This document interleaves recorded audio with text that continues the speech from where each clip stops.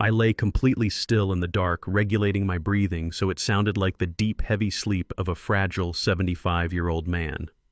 The brass lock on my bedroom door gave a soft click, and a thin sliver of hallway light cut across the hardwood floor.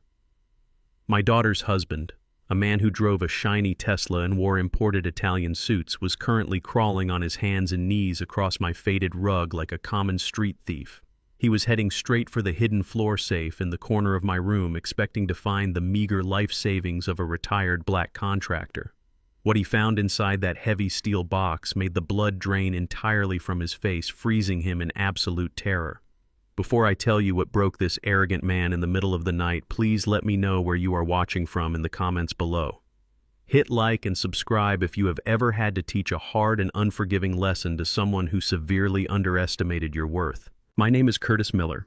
I am 75 years old, and for my entire life I have believed that true power lives in absolute silence. I spent 40 long years running a construction contracting business right here in Atlanta, Georgia.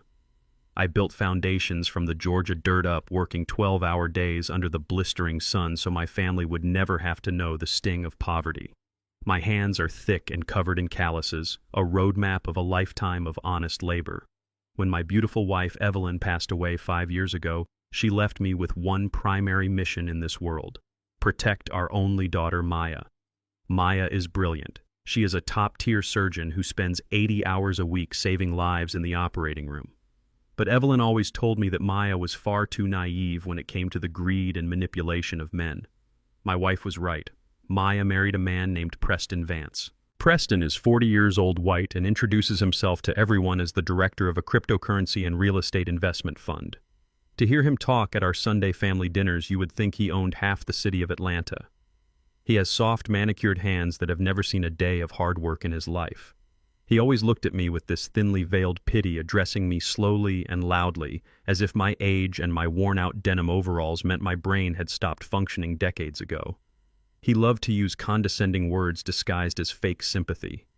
He would tell Maya that it was so sad to see me living alone in my simple single-story house, surviving on what he assumed was a basic Social Security check. He thought I was just a tired old man who needed his charity. He had no idea that beneath those paint-stained overalls I was quietly managing Miller Holdings, an incredibly massive network of corporate shell companies holding prime commercial real estate across the entire state. I was a millionaire many times over, but I never wore my wealth on my sleeve. I let my silence be my disguise. Tonight, Preston's overwhelming arrogance had finally caught up with his desperate reality. The floorboards creaked under his weight as he inched closer to the corner of my room. I kept my eyes closed just enough to leave a tiny slit, watching his shadow move in the darkness. He smelled of expensive scotch and designer cologne, a sharp contrast to the pathetic reality of him sneaking around his elderly father-in-law's bedroom at 2 a.m. He paused by the wooden chair where I had draped my work overalls. I saw him sneer in the dark, literally curling his lip in disgust at the sight of my honest blue-collar clothes. He nudged the chair aside and pulled back the corner of the heavy area rug. He had been watching me carefully, probably spying through the backyard window a few days ago when I accessed the hidden floor safe. I listened to the soft electronic beeps as he punched in the code he had stolen from me. Beep, beep, beep, beep. Then came the heavy, satisfying clunk of the solid steel bolts retracting. Preston let out a shaky breath of profound relief. He was desperate. He probably imagined pulling out stacks of emergency cash, thick gold bars, or maybe the physical deed to my modest house. He was looking for something, anything, to quickly liquidate and save his crumbling facade of a wealthy lifestyle. I heard the rustle of his expensive suit jacket as he pulled out a small tactical flashlight. The bright beam of light flickered down into the dark cavity of the open safe. I laid there waiting for the greedy sound of him grabbing stacks of paper bills. Instead, there was absolute dead silence. It was the kind of heavy, suffocating silence that happens when a man's heart temporarily forgets to beat. His flashlight beam trembled wildly against the wall. Inside that heavy steel vault there was no money. There was no gold. There was only a single thick manila envelope sitting right in the exact center of the empty metal box. And written across the front of that envelope in thick, bold black marker was his name, Preston Vance. I heard his breath hit sharply in his throat, a pathetic whimpering sound. The thick paper rustled aggressively as his shaking hands tore the envelope open. He pulled out the stack of documents inside, shining his flashlight directly onto the crisp white pages. The first page he saw was a formal legal foreclosure notice for his own $1 million mansion out in the wealthy suburbs. The second page was an $800,000 promissory note from a very dangerous and very unforgiving underground lending syndicate. Preston had been borrowing massive amounts of dirty money to fund his fake millionaire lifestyle to keep up appearances for his wealthy friends, and the sharks were finally circling to collect. But the part that made his entire body freeze, the part that made cold sweat drip down his forehead and splash onto the documents, was the stamped legal transfer at the very bottom of the debt notice. The underground syndicate had legally sold his entire debt to a corporate entity. The name on the paper read, Miller Holdings, LLC, my company. Behind those terrifying legal threats was a single piece of yellow notepad paper with a handwritten message from me. I knew exactly what it said because I wrote it just a few hours ago sitting at my kitchen table. Looking for a way out, Preston. You are not dealing with the syndicate anymore. You owe me now. You have 24 hours to sign divorce papers, leave my daughter alone, and disappear from our lives entirely, or I will legally and financially crush you into dust. The document slipped from his trembling fingers, fluttering quietly onto the carpet like dead leaves. He fell back onto his heels, gasping for air, as if all the oxygen had been suddenly sucked out of the room. He stared into the empty, open safe, and then he slowly turned his head to look over at my bed in the dark. I kept my breathing slow and rhythmic, perfectly feigning the deep sleep of a vulnerable old man. I could feel his terrified eyes burning into me in the darkness. He was trying to process the impossible truth. The old black man he mocked at the dinner table, the retired contractor he thought he could so easily rob in the middle of the night, was actually the invisible millionaire holding the heavy iron leash to his entire existence. Preston did not run. He did not pack his bags like a sensible man would have done. Instead, I heard him scramble frantically on the floor, grabbing the scattered papers and shoving them back into the manila envelope. He slammed the safe shut, locked it, threw the rug back over the metal door, and stumbled out of my bedroom like a ghost fleeing from the morning sunlight. The door clicked shut behind him, leaving me alone in the quiet dark. I finally opened my eyes, completely staring up at the ceiling fan. He was not going to leave. A desperate, arrogant man like Preston, drowning in a deep sea of his own toxic lies, would never simply walk away from the ultimate prize. And that prize was Maya's massive surge in income and my supposed mental vulnerability. I knew exactly what his twisted mind was calculating in that hallway. If he could somehow prove to a judge that I was losing my mind, if he could establish a medical narrative that I was suffering from severe dementia, he could legally invalidate that corporate debt purchase and seize total control of everything I owned through his wife. He thought he could outsmart an old man from the South, but he had no idea he had just stepped onto a battlefield I had been preparing for months.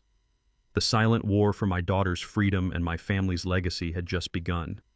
The air in my bedroom grew so thick you could cut it with a dull knife. I kept my breathing incredibly steady, maintaining a slow and rhythmic rise and fall of my chest, mimicking the deep sleep of an exhausted old man. But beneath my closed eyelids, my heart was pumping battery acid through my veins. I listened to the sound of Preston exhaling in the dark. It was not a normal breath. It was a ragged, desperate gasp, like a man who had just been shoved out of an airplane without a parachute. The piece of yellow notepad paper slipped from his trembling fingers and fluttered quietly to the hardwood floor. I knew exactly what those words were doing to his mind right now. Looking for a way out, Preston. You owe me now. You have 24 hours to divorce my daughter and disappear. I could smell the sharp, bitter scent of his cold sweat mixing with his expensive imported cologne. This was the same man who sat at my dining room table every Sunday drinking the wine I paid for, smiling at my beautiful daughter Maya, and treating me like I was completely invisible. He loved to boast about his cryptocurrency portfolios and his massive real estate investments. He loved to wear custom-tailored suits and drive a car that cost more than most people make in 5 years.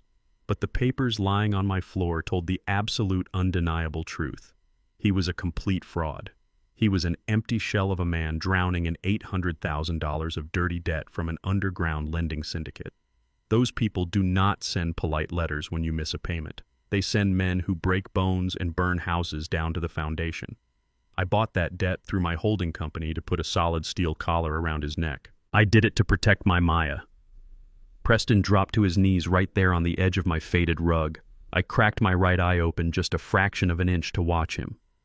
The heavy shadows in the room hid my face perfectly, but the pale moonlight spilling through the window illuminated his absolute terror.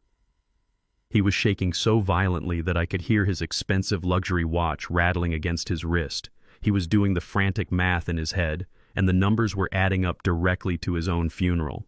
If he ran away, like my handwritten note demanded, the syndicate would hunt him down before he even crossed the state line.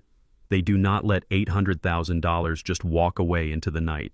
If he went to the police for protection, he would have to confess to massive wire fraud and money laundering, guaranteeing him a solid decade in a federal prison cell. He was trapped in a cold cage of his own making, and the key was in the pocket of an old black man he had spent years treating like absolute garbage. For a few long, agonized minutes, I thought he might actually break down and cry.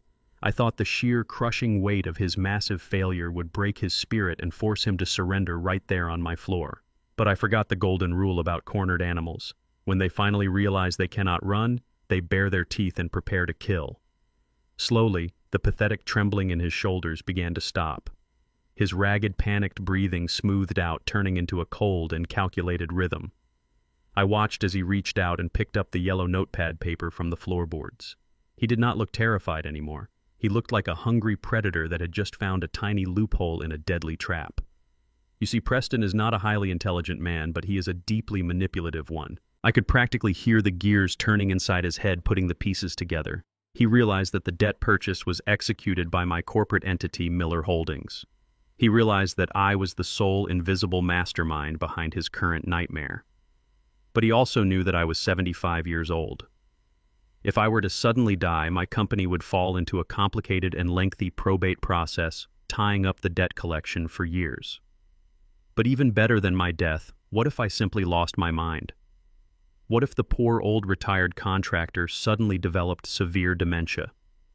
If I was declared legally incompetent by a licensed medical professional, my signature would mean absolutely nothing.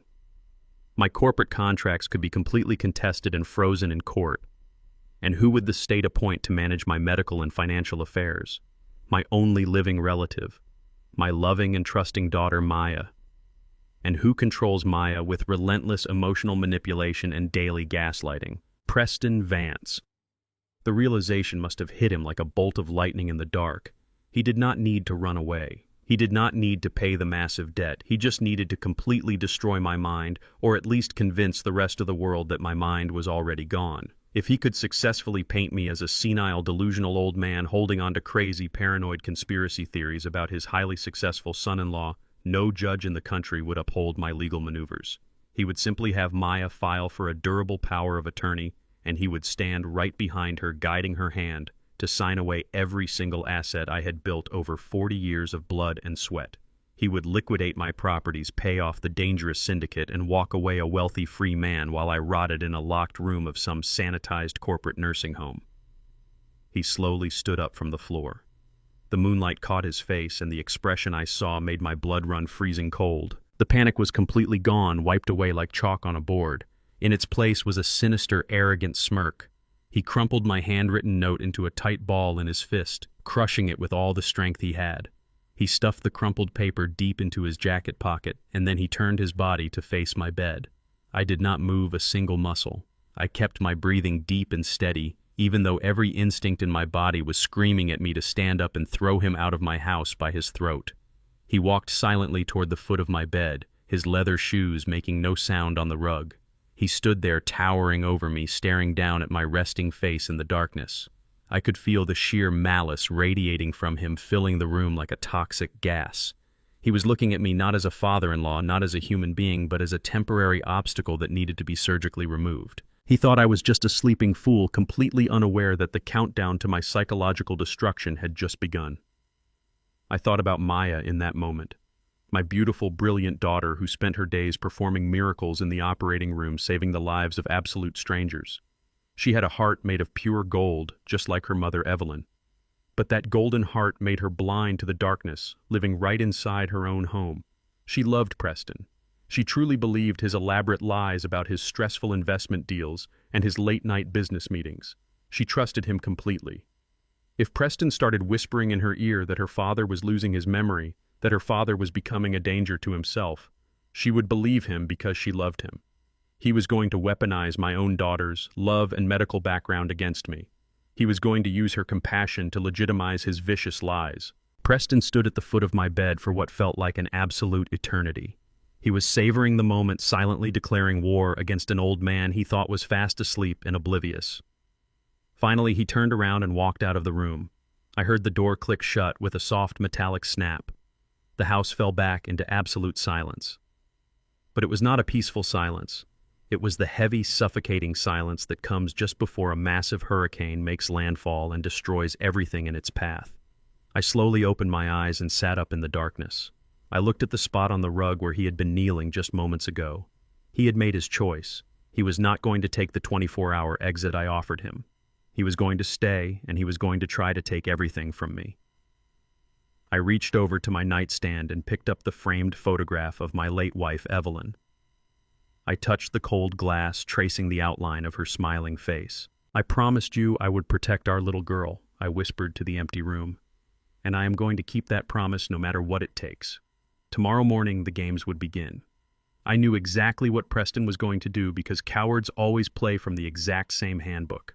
He would start small, misplacing my things around the house, twisting my words in casual conversations, creating dangerous situations designed to make me look confused and frail in front of Maya. He was going to try to gaslight me into an early grave. But Preston had made one fatal, irreversible miscalculation. He thought he was playing a game of chess against a tired old man who had forgotten how to fight. He did not realize that I built my entire life in a world that never gave me a single inch of grace. I survived the hardest decades in this city, building a massive empire from the dirt up, while people just like him tried to shut me down every single step of the way. I knew how to play the long game better than anyone. I knew how to suffer in complete silence and wait for the absolute perfect moment to strike. I laid back down on my pillow, pulling the warm blankets up to my chest. Let him think he has the upper hand. Let him believe he has figured out a brilliant escape plan to save his own miserable skin. He wants to play the concerned husband dealing with a crazy old man. Let him play the part. The silent war has officially begun tonight, and I am going to let him dig his own grave so deep that he will never see the sunlight again. The morning sun was pouring through the large windows of my kitchen, painting the oak cabinets I had built with my own 2 hands in a warm golden light. It was exactly 7 in the morning. If you had walked into my house at that very moment, you would have thought you were looking at the perfect American family. You would have seen absolutely nothing wrong. My daughter Maya was sitting at the kitchen island dressed in her blue hospital scrubs. She looked incredibly beautiful but profoundly exhausted. Maya is a top-tier surgeon. She works grueling 80-hour weeks, standing on her feet all day, holding the lives of strangers in her hands. She gives everything she has to the world and leaves almost nothing for herself. Standing right behind her, wearing a crisp white dress shirt and a silk tie, was her husband Preston. He was playing the role of the perfect supportive partner with a sickening level of skill. He smiled a bright white artificial smile as he poured a fresh cup of hot coffee into Maya's travel mug. He leaned down and kissed the top of her head, softly whispering words of encouragement about her long shift ahead. From the outside, he looked like a man deeply in love. But I was sitting right across the kitchen island, eating my morning bowl of oatmeal, and I knew the absolute truth. I knew what he had discovered in my floor safe just 5 hours ago. I knew that beneath that expensive tailored shirt, his heart was beating with the frantic, terrified rhythm of a man drowning in an $800,000 debt to a criminal syndicate. I knew he was fully aware that I held the legal papers to his financial destruction. Yet there he stood, smiling and pouring coffee as if the events of 2 in the morning had been nothing but a bad dream. He did not look at me. He completely avoided my gaze, focusing entirely on keeping up his loving facade for my daughter. Maya took a quick sip of her coffee, grabbed her car keys, and stood up from the stool. She walked over to me and gave me a warm hug. "Have a good day, Dad," she said, her voice thick with fatigue. "Make sure you take it easy today, okay?" I patted her back gently and told her I loved her more than anything in this world. She smiled, waved goodbye to Preston, and walked out the front door. The heavy wooden door clicked shut, the deadbolt engaged. And the very second the sound of her car engine faded away down the street, the temperature in my kitchen seemed to drop by 10 degrees. The charming smile completely vanished from Preston's face. The loving husband disappeared instantly, replaced by a cold, calculating predator, cornered and desperate. He finally turned his head and looked directly at me. His blue eyes were completely dead, devoid of any human empathy. He did not say a single word about the safe. He did not mention the promissory note or the foreclosure notice I had left for him. He was far too cunning for a direct confrontation. Instead, he initiated a psychological war right there in the silence of my own home. He walked slowly around the kitchen island, his expensive leather shoes tapping rhythmically against the tile floor. He moved with a deliberate, arrogant swagger. I kept eating my oatmeal, refusing to give him the satisfaction of a reaction. He stopped near the toaster. Right next to it, sitting exactly where I have kept it for the last 5 years, was the bright orange plastic bottle containing my daily blood pressure medication. Preston reached out his hand. He looked me dead in the eye, challenging me to speak, and casually swept the bottle off the counter. He slipped my vital medication deep into his trouser pocket. He was testing me. He was waiting for me to yell, to demand my pills back, to start an argument that he could later use against me. But I swallowed a spoonful of oats and stared right back at him without blinking.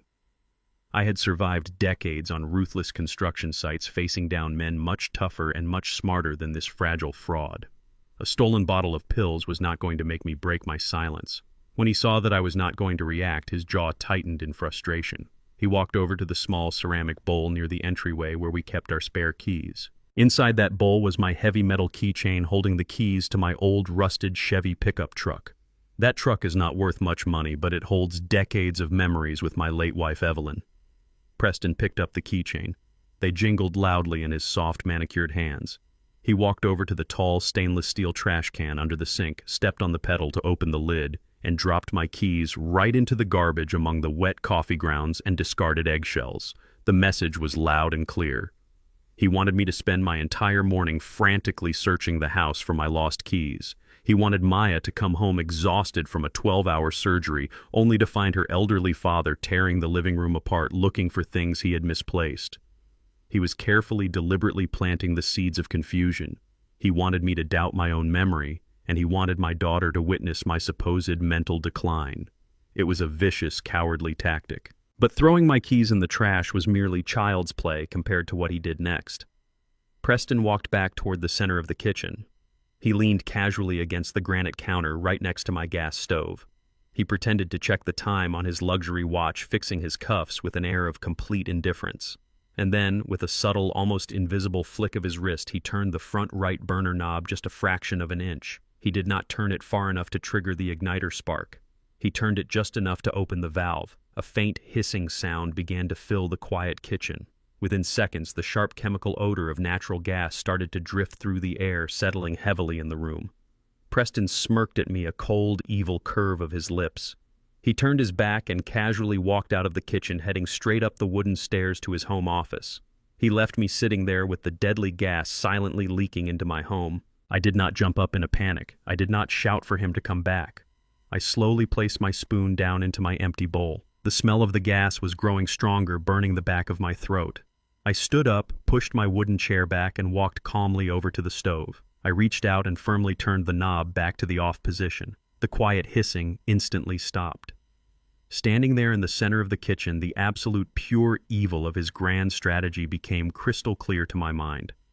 Preston was not just trying to steal my money anymore. He was executing a meticulously planned campaign to strip me of my human rights. He was trying to establish a rock-solid legal and medical narrative of severe dementia. I knew exactly how the law worked. How? If an elderly man is constantly losing his vital medication, if he is throwing his own car keys in the garbage, and most importantly, if he is leaving the gas stove running in a closed house, he is legally considered a critical danger to himself and others. Preston wanted a doctor to write a report stating that my mind was completely gone. He wanted a judge to look at that report and strip away my autonomy. He wanted to force my exhausted, trusting daughter into signing a durable power of attorney, granting them total legal control over my medical decisions and my financial estate. Once he had that piece of paper, my signature on the corporate documents that bought his massive debt would be completely invalidated. He would wipe his slate clean, sell my properties, and lock me away in a sanitized psychiatric ward until I died. It was the ultimate betrayal, not just of my wealth, but of my very dignity as a man. 10 minutes passed. I heard the heavy thud of Preston's footsteps marching quickly down the stairs. He burst into the kitchen, clearly expecting to find the room suffocating in a toxic cloud of gas and an old man sitting in a state of terrified confusion. He stopped dead in his tracks when he saw me standing calmly at the sink washing my oatmeal bowl with warm water and soap. The air in the kitchen was perfectly clear. The stove was safely turned off. I could see the flash of deep frustration cross his face. His deadly trap had completely failed. But a seasoned liar always has a backup plan ready to deploy. Preston did not hesitate for a single second. He immediately pulled his expensive smartphone out of his pocket and dialed a number. He put the phone on speaker, holding it out just enough so I could hear every single word. The line rang twice before Maya answered. Her voice was hushed and hurried, clearly stepping out of a busy hospital ward to take the call. "Hello? Preston, is everything okay?" she asked. Instantly, Preston's entire demeanor transformed. It was an award-winning performance. His voice began to shake. He forced his breathing to sound ragged and panicked. "Maya, you need to come home right now," he pleaded, his tone dripping with staged terror. "What is it?" "Preston, what happened?" Maya asked, her voice spiking with immediate anxiety. Preston paused, taking a shaky, dramatic breath. "It is your dad, Maya. He left the gas on in the kitchen." The burner was wide open. The whole house almost filled up with toxic fumes. I heard Maya gasp sharply through the tiny speaker, a sound of pure heartbreak and fear. Preston continued driving the knife deeper into her trusting heart. "And Maya, it gets worse." When I rushed downstairs to turn the stove off, he looked right at me and he did not know who I was. He stared at me with these blank, empty eyes. He did not recognize me for a full minute. "Maya, he is becoming a serious danger to himself. We have to do something before he gets hurt." I stood there at the sink, slowly drying my hands on a cotton dish towel. I looked at this parasitic fraud putting on the performance of a lifetime to manipulate my terrified, hard-working daughter. He thought he had trapped me. He thought he had successfully planted the dark seed of my destruction in Maya's mind. He believed that his psychological warfare was going to break me down and force me to surrender my entire life to his control. But as I watched him squeeze fake tears out of his eyes, I felt no fear at all. I only felt a cold iron resolve. He did not realize that I was listening to every single lie, simply calculating the exact amount of fuel I needed to burn his entire pathetic existence to the absolute ground. The screech of tires outside my window broke the calm morning silence. It was my daughter, Maya. She had driven straight from the hospital ward the second she got the terrifying phone call. She burst through the heavy front door, still wearing her light blue surgical scrubs and her comfortable white nursing shoes. Her eyes were wide with absolute panic, and her breath came in short, heavy gasps. She looked like a woman who had just been told her entire world was falling apart. I stood in the center of the living room holding a warm cup of herbal tea, playing the part of the bewildered old man who had no idea what was going on. Preston met her in the foyer before she could even reach me. He intercepted her with the smooth, calculated grace of a seasoned predator. He wrapped his arms around her, pulling her into a tight, protective embrace. He stroked her hair and murmured soft, comforting lies about how scared he was and how incredibly glad he was that she was finally home. I watched my brilliant, beautiful daughter collapse into the arms of the exact man who was actively trying to destroy our family. It took every single ounce of strength in my 75-year-old bones not to walk over there and break his jaw. But I knew that reacting with violence or loud anger would only prove his fake narrative. I had to be smarter than him. I had to be patient. Maya pulled away from Preston and rushed over to me. She grabbed my shoulders and checked my face, her intense medical training kicking in as she looked for any signs of a stroke or neurological damage. I gave her a weak, shaky smile. I told her I was just a little tired, and that leaving the gas stove on was just a silly, clumsy mistake. But Preston was already standing behind her, shaking his head sadly with a look of profound tragedy on his face. He told Maya that we could not take any chances with my health or my safety. He said he had pulled some major strings and called in a massive favor from a top neurologist in the city. He proudly announced that the doctor was already on his way to our house to do a private emergency consultation. I knew immediately that Preston was lying through his teeth. A top-tier medical specialist does not do emergency house calls on a Tuesday morning with zero notice. 10 minutes later, the doorbell rang. Preston rushed to open it, welcoming a tall man wearing a sharp gray suit, a flashy gold watch, and carrying a vintage leather medical bag. Preston introduced him to Maya as Dr. Aris, claiming he was a renowned expert in cognitive decline and senior memory care. Maya shook his hand, her tired eyes full of desperate gratitude. But the very moment I looked at this supposed medical professional, a cold, dark laugh echoed inside my mind. I knew exactly who this man was. His name was Eris, but he was not a neurologist or a brain specialist of any kind. He was a disgraced former chiropractor who spent most of his time drinking expensive scotch at the local country club with Preston. My private investigator had shown me detailed surveillance pictures of the two of them gambling heavily on the golf course just last week. Eris was drowning deep in debt just like his good friend Preston. They were two desperate cornered rats teaming up to steal my cheese and ruin my life. Eris walked into my living room with a pompous, arrogant stride. He sat down in the comfortable leather armchair right across from me and opened his bag, pulling out a yellow legal pad and a silver pen. He looked at me with a sickeningly sweet smile, the kind of condescending smile you give to a stray dog right before you kick it out into the rain. He told Maya to sit back and let him do a basic cognitive assessment just to establish a baseline for my mental health. I sat on the edge of the sofa, my hands resting heavily on my knees. I decided right then and there to give them the absolute greatest performance of my entire life. If they wanted a broken, confused old man, I was going to give them a flawless masterpiece. Eris leaned forward and asked me to tell him what day of the week it was. He spoke very slowly, exaggerating every single syllable as if I were a toddler who did not understand the English language. I let my eyes wander around the room aimlessly. I blinked a few times, staring blankly at the wall before muttering softly that it might be Thursday. It was actually Tuesday morning. Maya let out a soft, muffled sob from the kitchen island, covering her mouth with her hands. Eris jotted something down on his legal pad, looking very serious and concerned. Then he asked me to count backward from 100 by sevens. For a man who built a multi-million-dollar construction empire from scratch, doing complex mental math was as easy as breathing, but I purposely stumbled over the numbers. I said 93, then 85, then I stopped entirely and rubbed my forehead, looking deeply distressed. I let my hands shake a little bit. I whispered that my head felt fuzzy today and that the numbers were swimming away from me. The humiliating questions continued for 20 minutes, each one more patronizing than the last. He asked me to name the current president. He asked me to identify basic household objects in the room, pointing to a table lamp and a television set. I played my part flawlessly. I stuttered nervously. I mixed up my words. I looked at Maya with wide, frightened eyes, pretending to be a proud man losing his grip on reality. It was an incredibly degrading experience to sit in my own home, the home I bought and paid for with honest, exhausting labor, and act like a fool for two degenerate criminals. But I swallowed my pride, pushing the anger deep down into my stomach.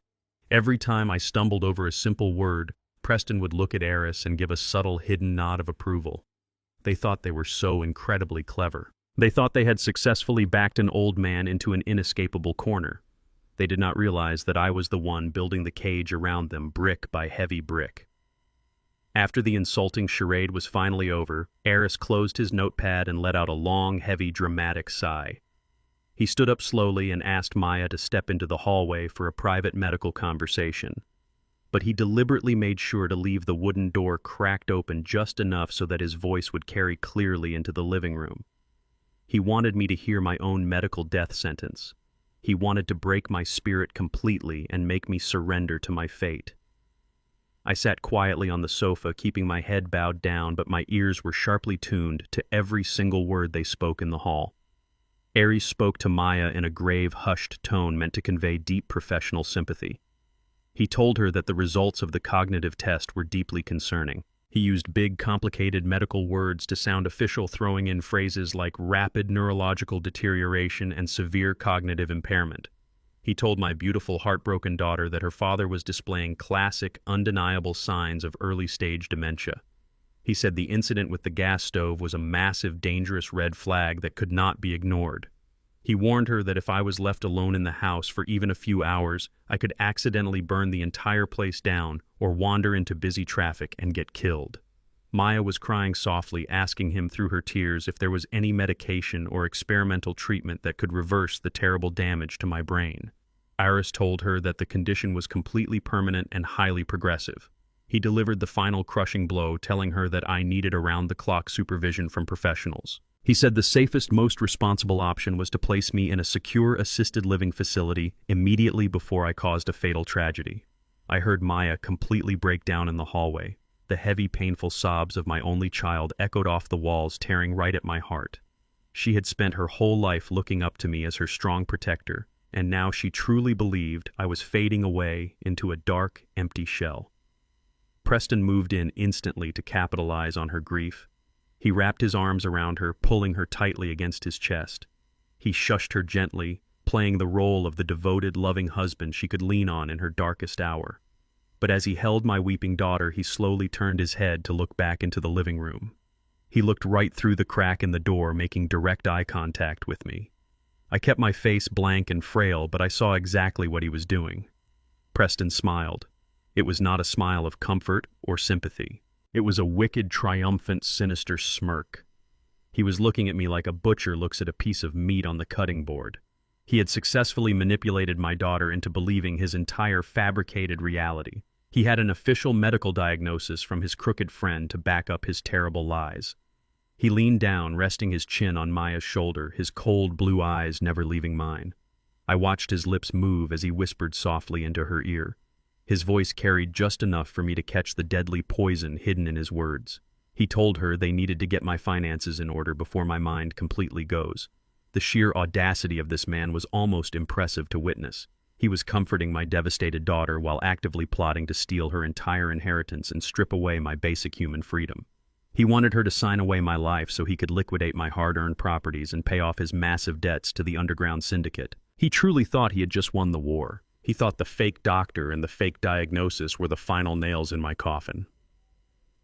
But as I sat there on my sofa acting like a confused and broken old man, I made a silent, unbreakable vow. I was going to let him enjoy this tiny, pathetic victory for just a little while longer.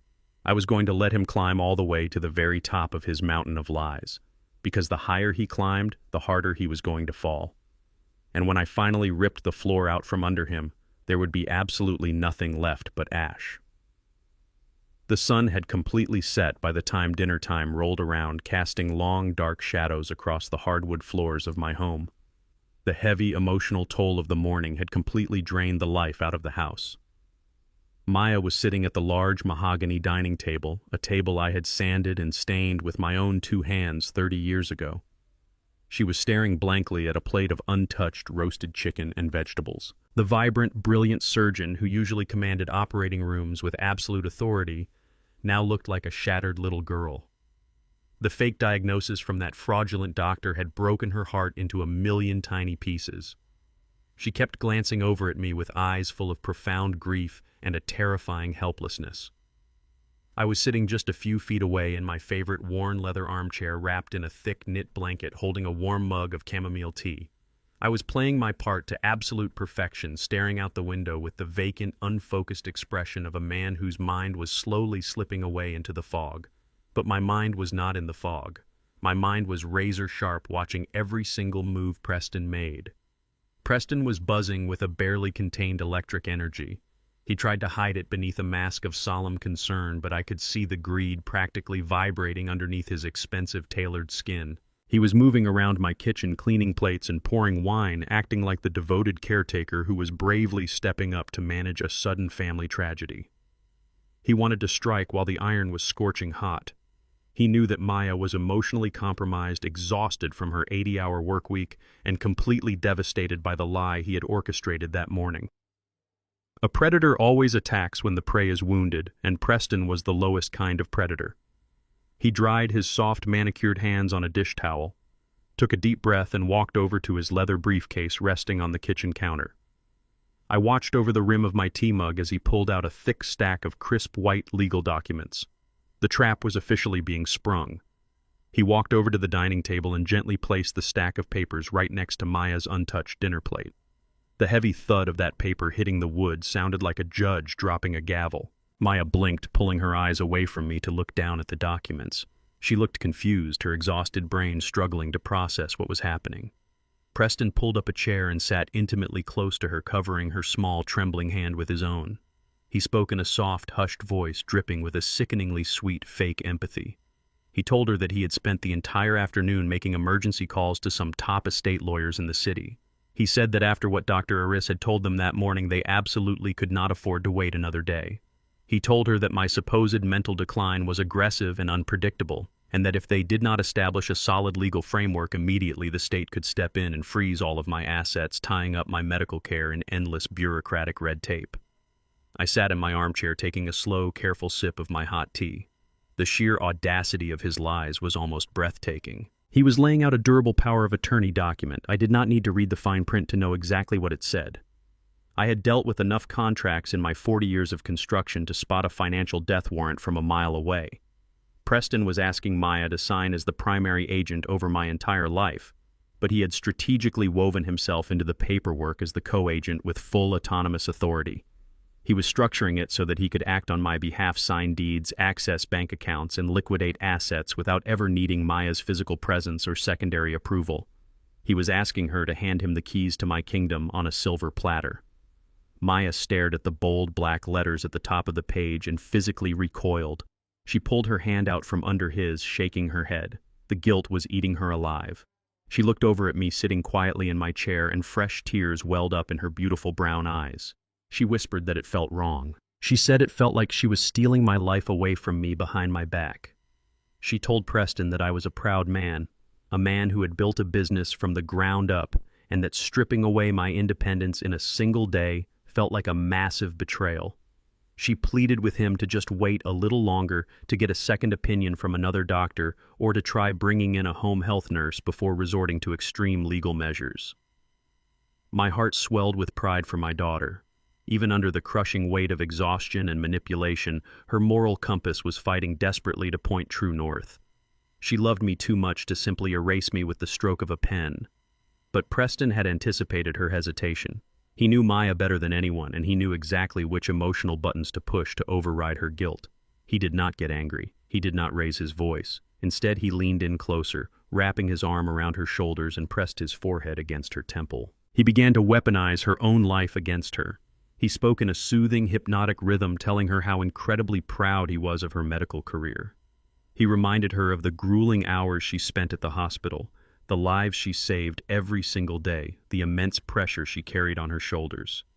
"You are a brilliant surgeon, Maya," he whispered, his voice thick with fake devotion. "You spend every waking moment pulling people back from the brink of death. You are already carrying the weight of the world. I cannot sit back and watch you collapse under the burden of managing your father's complicated estate while he slowly loses his mind." He pointed at the legal documents on the table, tapping the signature line with his index finger. He told her that this was not a betrayal. He spun a beautiful, toxic lie, calling it an act of ultimate love and protection. He promised her that if she signed the papers, making them a united legal front, he would take on all the heavy lifting. He would deal with the banks, the property taxes, the medical bills, and the facility arrangements. He told her that she needed to focus on saving lives in the operating room and let him focus on saving her from a nervous breakdown. "Let me be your shield, Maya," he murmured smoothly. "Let me handle the ugly bureaucratic nightmare so that when you come home you can just focus on loving your dad for whatever time he has left. Let me carry this cross for you." It was a masterclass in psychological manipulation. He was framing the theft of my entire life savings as a romantic sacrifice for his overworked wife. He was using her exhaustion and her dedication to her patients as the very tools to blind her to his profound greed. Maya closed her eyes, letting out a long, shaky breath. The resistance was slowly draining out of her posture. The terrifying prospect of managing a father with severe dementia on top of a demanding surgical career was simply too much for her to process. Preston was offering her a lifeline, and she was too tired to see that it was actually a hangman's noose. She slowly reached out her hand, hovering her trembling fingers over the silver pen resting on top of the documents. Sitting in my worn leather armchair, clutching my warm mug of tea, a dark, heavy storm of pure rage began to violently churn inside my chest. Every instinct ingrained in my soul from decades of protecting my family screamed at me to stand up. I wanted to throw my mug against the wall, march over to that dining table, and rip those fraudulent papers into tiny confetti.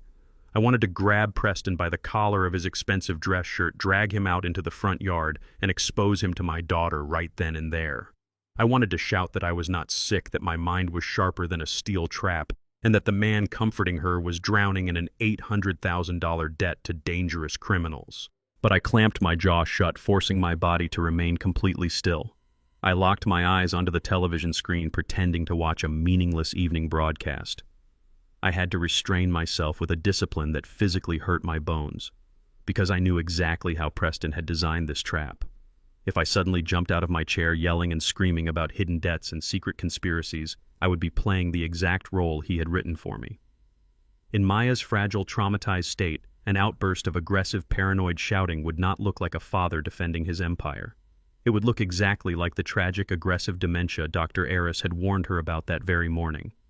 Preston would simply hold Maya tighter point at my furious face and say, "Look at him, honey. He is completely losing his grip on reality. We have to sign the papers to protect him from himself." My justified anger would be the final piece of evidence they needed to lock me away. I took another slow, quiet sip of my chamomile tea, letting the warm liquid soothe the burning anger in my throat. I watched the snake slowly coil its heavy, suffocating body around my beautiful, unsuspecting daughter. He was suffocating her instincts with his poisonous lies. I watched him slide the silver pen into her hand, guiding her fingers toward the dotted line. He thought he had completely outsmarted me. He thought he had successfully neutralized the old black man in the overalls.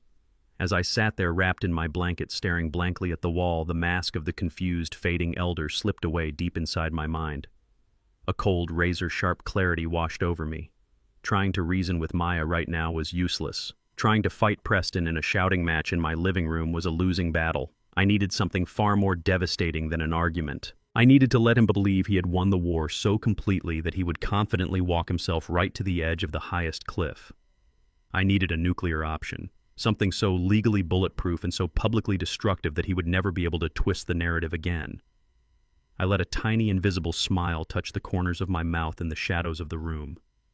Let him have his fake paperwork tonight. Let him celebrate his hollow victory. Because tomorrow morning, while he is busy admiring his stolen crown, I am going to silently burn his entire kingdom straight to the ground. The heavy thud of the front door closing echoed through the quiet house. It was exactly 8 in the morning.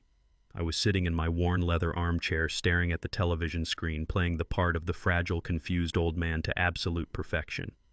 Just moments before my daughter Maya had kissed my cheek with tears in her tired eyes. She whispered that she loved me, and that everything was going to be all right. Preston was standing right behind her, with his hand on her lower back, playing the role of the ultimate protector. He had convinced her that my supposed mental decline was accelerating so rapidly that I could no longer be trusted to wander around my own home. He told her that for my own safety, he had purchased a brand new heavy-duty double-cylinder deadbolt for the front door. He installed it himself the night before, claiming it was the only way to ensure I would not wander out into the busy street and get hit by a car while they were away at work. Maya trusted him blindly. She thanked him for stepping up to take care of her sick father. She walked out the door to go save lives at the hospital, leaving me entirely at the mercy of a monster. As soon as she was gone, Preston walked over to the front door. He did not say a single word to me. He simply slid the shiny new brass key into the lock and turned it. The heavy metal bolt clicked into place with a loud finality. He locked me inside my own house from the outside. He pulled his keys out of the door, walked down the front steps, and climbed into his expensive electric car. I listened to the soft hum of the Tesla pulling out of the driveway and fading down the street. He truly believed he had locked a helpless animal in a cage. He thought he had completely neutralized the only threat to his master plan.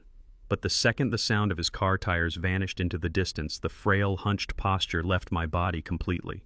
I sat up straight in my chair and let out a deep, rumbling laugh that echoed in the empty living room. It was a laugh born of pure, righteous anger and 40 years of hard-earned wisdom. Preston Vance was a man who spent his entire life pushing papers and typing on keyboards. He knew absolutely nothing about the physical world. He did not realize the profound stupidity of trying to lock a master contractor inside a house built of wood and steel. I stood up and walked over to the front door, running my thick, calloused fingers over the shiny new brass plate. It was a cheap, mass-produced deadbolt from a discount hardware store.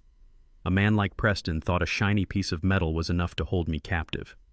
I walked into the kitchen, opened the bottom drawer of my oak cabinets, and pulled out a small leather pouch. Inside were the fine precision tools I had used for decades to test lock mechanisms on massive commercial building sites. I walked back to the front door, slid a small tension wrench into the bottom of the keyway, and inserted a simple steel pick. I applied a tiny amount of rotational pressure, pushing the cheap brass pins up one by one. Click, click, click. In less than 45 seconds, the cylinder turned smoothly, and the heavy door swung wide open, welcoming the warm morning air of Atlanta. I stepped out onto the porch, leaving the door unlocked behind me. I did not bother changing out of my faded denim overalls or my scuffed leather work boots. I wanted to remember exactly who I was and where I came from as I prepared to tear this man apart. I pulled my smartphone from my pocket and ordered a premium black car service. 10 minutes later, a sleek black Suburban pulled up to the curb. I climbed into the leatherback seat and told the driver to take me directly to the financial district downtown. The ride into the city was a quiet journey through the empire I had secretly built. We drove past towering apartment complexes and sprawling commercial shopping centers that sat on land owned entirely by my holding companies. I watched the city skyline grow larger against the bright blue sky. My heart was completely calm. There was no fear left in my veins, only the cold, sharp focus of a general preparing for a final devastating battle. The black Suburban pulled up to a towering skyscraper made of gleaming glass and steel. I stepped out onto the busy sidewalk, ignoring the curious stares of the corporate men in their expensive tailored suits. They looked at my grease-stained overalls and my worn-out boots, assuming I was just a lost janitor or a confused old man wandering the financial district. I walked through the massive revolving glass doors and stepped into the pristine marble lobby. I bypassed the main security desk, swiped my private access card at the VIP elevator, and pressed the button for the top floor. The elevator doors slid open, revealing the absolute pinnacle of corporate power in Atlanta. This was the headquarters of Gordon and Associates, one of the most ruthless and terrifying corporate law firms in the entire state. The receptionist, sitting behind a massive slab of imported marble, looked up at me, her perfectly manicured eyebrows stitched together in immediate confusion and disdain. She opened her mouth to tell me that deliveries belonged in the freight elevator. But before she could utter a single insulting word, the heavy oak doors of the main boardroom swung open. A man walked out into the lobby. It was Gordon himself. He was 60 years old, with slick silver hair, a custom-tailored navy blue suit, and eyes that looked like they belonged to a great white shark. Gordon was a man who destroyed multi-million-dollar corporations for breakfast. He was feared by every single politician and bank executive in the city. But when Gordon saw me standing there in my faded work clothes, his sharp, intimidating features completely softened. He did not see a frail old man. He saw the invisible titan who paid his massive retainer fees. "Curtis, my friend Gordon," said, his voice booming across the quiet lobby. The receptionist practically choked on her own breath, her eyes widening in absolute shock as the most powerful lawyer in the building walked over and shook my calloused hand with deep, profound respect. "Right this way, Curtis. We have a lot of ground to cover today." I followed Gordon into his massive private office overlooking the entire city. The door clicked shut behind us, sealing us inside a soundproof vault of legal warfare. The moment we were alone, the last remaining traces of the confused elderly father completely vanished from my face. I stood tall, my shoulders squared, and my voice dropped into the deep, commanding tone of a man who ruled construction sites with an iron fist. "Tell me you have everything." "Gordon," I said, walking over to the floor-to-ceiling window and looking down at the city traffic below. "Tell me we are ready to put this parasitic fraud into the ground permanently." Gordon walked over to his massive mahogany desk. He did not offer me coffee or tea. He knew I was not here for pleasantries. He picked up a thick, heavy manila folder bursting with official documents, photographs, and surveillance logs. He carried it over and placed it firmly on the glass coffee table between us. The loud thud of the paper hitting the glass sent a shockwave of anticipation straight through my chest. "My private investigators have been working around the clock since you gave the order," Gordon said, his voice stripped of all emotion. "They dug into every single corner of Preston Vance's life. They followed the money, they tracked his communications, and they pulled his sealed banking records. You were absolutely right to be suspicious, Curtis. The man is not just a liar. He is a financial terrorist." I sat down on the leather sofa and stared at the thick dossier. I knew Preston was drowning in an $800,000 debt to a criminal syndicate. I knew he was trying to declare me legally incompetent to steal my assets and save his own skin. I thought I had already seen the very bottom of his depravity. But Gordon stood above me, his sharp eyes narrowing with a look of genuine disgust. "The syndicate debt is nothing. Curtis Gordon said, his voice dropping to a low, dangerous whisper. That $800,000 is just the tip of the iceberg. The debt explains why he is desperate to steal your money today. But the real horror is not what he is trying to do to you. The real horror is what he has already done to your daughter. My heart stopped dead in my chest. The air in the room suddenly felt freezing cold. I looked up at Gordon, my hands gripping the edge of the leather sofa. What did he do to Maya? I asked, my voice dangerously quiet. Gordon slowly opened the thick folder. He peeled back the cover, revealing a stack of heavily redacted bank statements, forged signature logs, and high-resolution surveillance photographs. I stared down at the terrifying evidence laid bare on the table. The monster living inside my daughter's house was not just a desperate man trying to pay off a bad loan. He was a ruthless, calculating parasite who had been slowly and methodically drinking her blood for years. And as I looked at the first page of the private investigator's report, the full crushing magnitude of his betrayal hit me like a runaway freight train. The war was no longer just about protecting my wealth. It was about saving my daughter's life. I stared at the thick manila folder resting on the cold glass of the coffee table. The air in Gordon's massive corner office felt incredibly heavy, pressing down on my chest like a physical weight. I have faced down corrupt city inspectors. I have battled ruthless land developers. I have stood my ground on dangerous construction sites where one mistake could cost a man his life. But nothing in my 75 years of existence prepared me for the sheer sickening horror hidden inside those neatly stacked pages. Gordon did not say a word at first. He just watched me with those sharp, predatory eyes, understanding perfectly well that he was about to detonate a bomb directly in the center of my family. Gordon leaned forward and opened the first section of the dossier. He pulled out a stack of banking documents bearing the official logo of Maya's private surgical clinic. My daughter had spent 10 agonizing years in medical school and residency. I remember her sleeping on library floors, surviving on cheap coffee and stale sandwiches just to build that clinic. It was her absolute pride and joy. She worked 80-hour weeks standing on her feet in sterile operating rooms, literally pulling people back from the brink of death. She was a healer, a brilliant black woman who had overcome every racial and gender obstacle thrown her way to achieve her ultimate dream. And while she was out there saving lives, bleeding herself dry for her patients, the man she loved was sitting in the comfort of their expensive home, systematically destroying her entire financial future. Gordon pushed a notarized loan agreement toward me. He told me to look closely at the second page. It was a massive commercial loan, a fraudulent second mortgage taken out against the physical building of Maya's clinic. The loan was for $500,000. I looked at the signature line. There was Maya's elegant cursive signature perfectly matching her delicate handwriting. But I knew my daughter better than I knew my own heartbeat. She would never leverage her patient's sanctuary for a highly risky commercial loan. I looked up at Gordon and he shook his head slowly. He told me the signature was a complete and total forgery. Preston had meticulously copied her handwriting, bypassed the standard legal checks using his shady country club connections, and illegally mortgaged my daughter's life's work to cover his own pathetic gambling and fake investment losses. The realization burned through my veins like liquid fire. Preston had turned her greatest achievement into a ticking financial time bomb. If he defaulted on that massive loan, the bank would swoop in and seize the clinic. They would lock the glass doors, cancel the critical surgeries, and destroy the careers of everyone working there. He was fully willing to sacrifice Maya's entire world just to buy himself a little more time to play pretend. I felt my calloused hands curl into tight fists.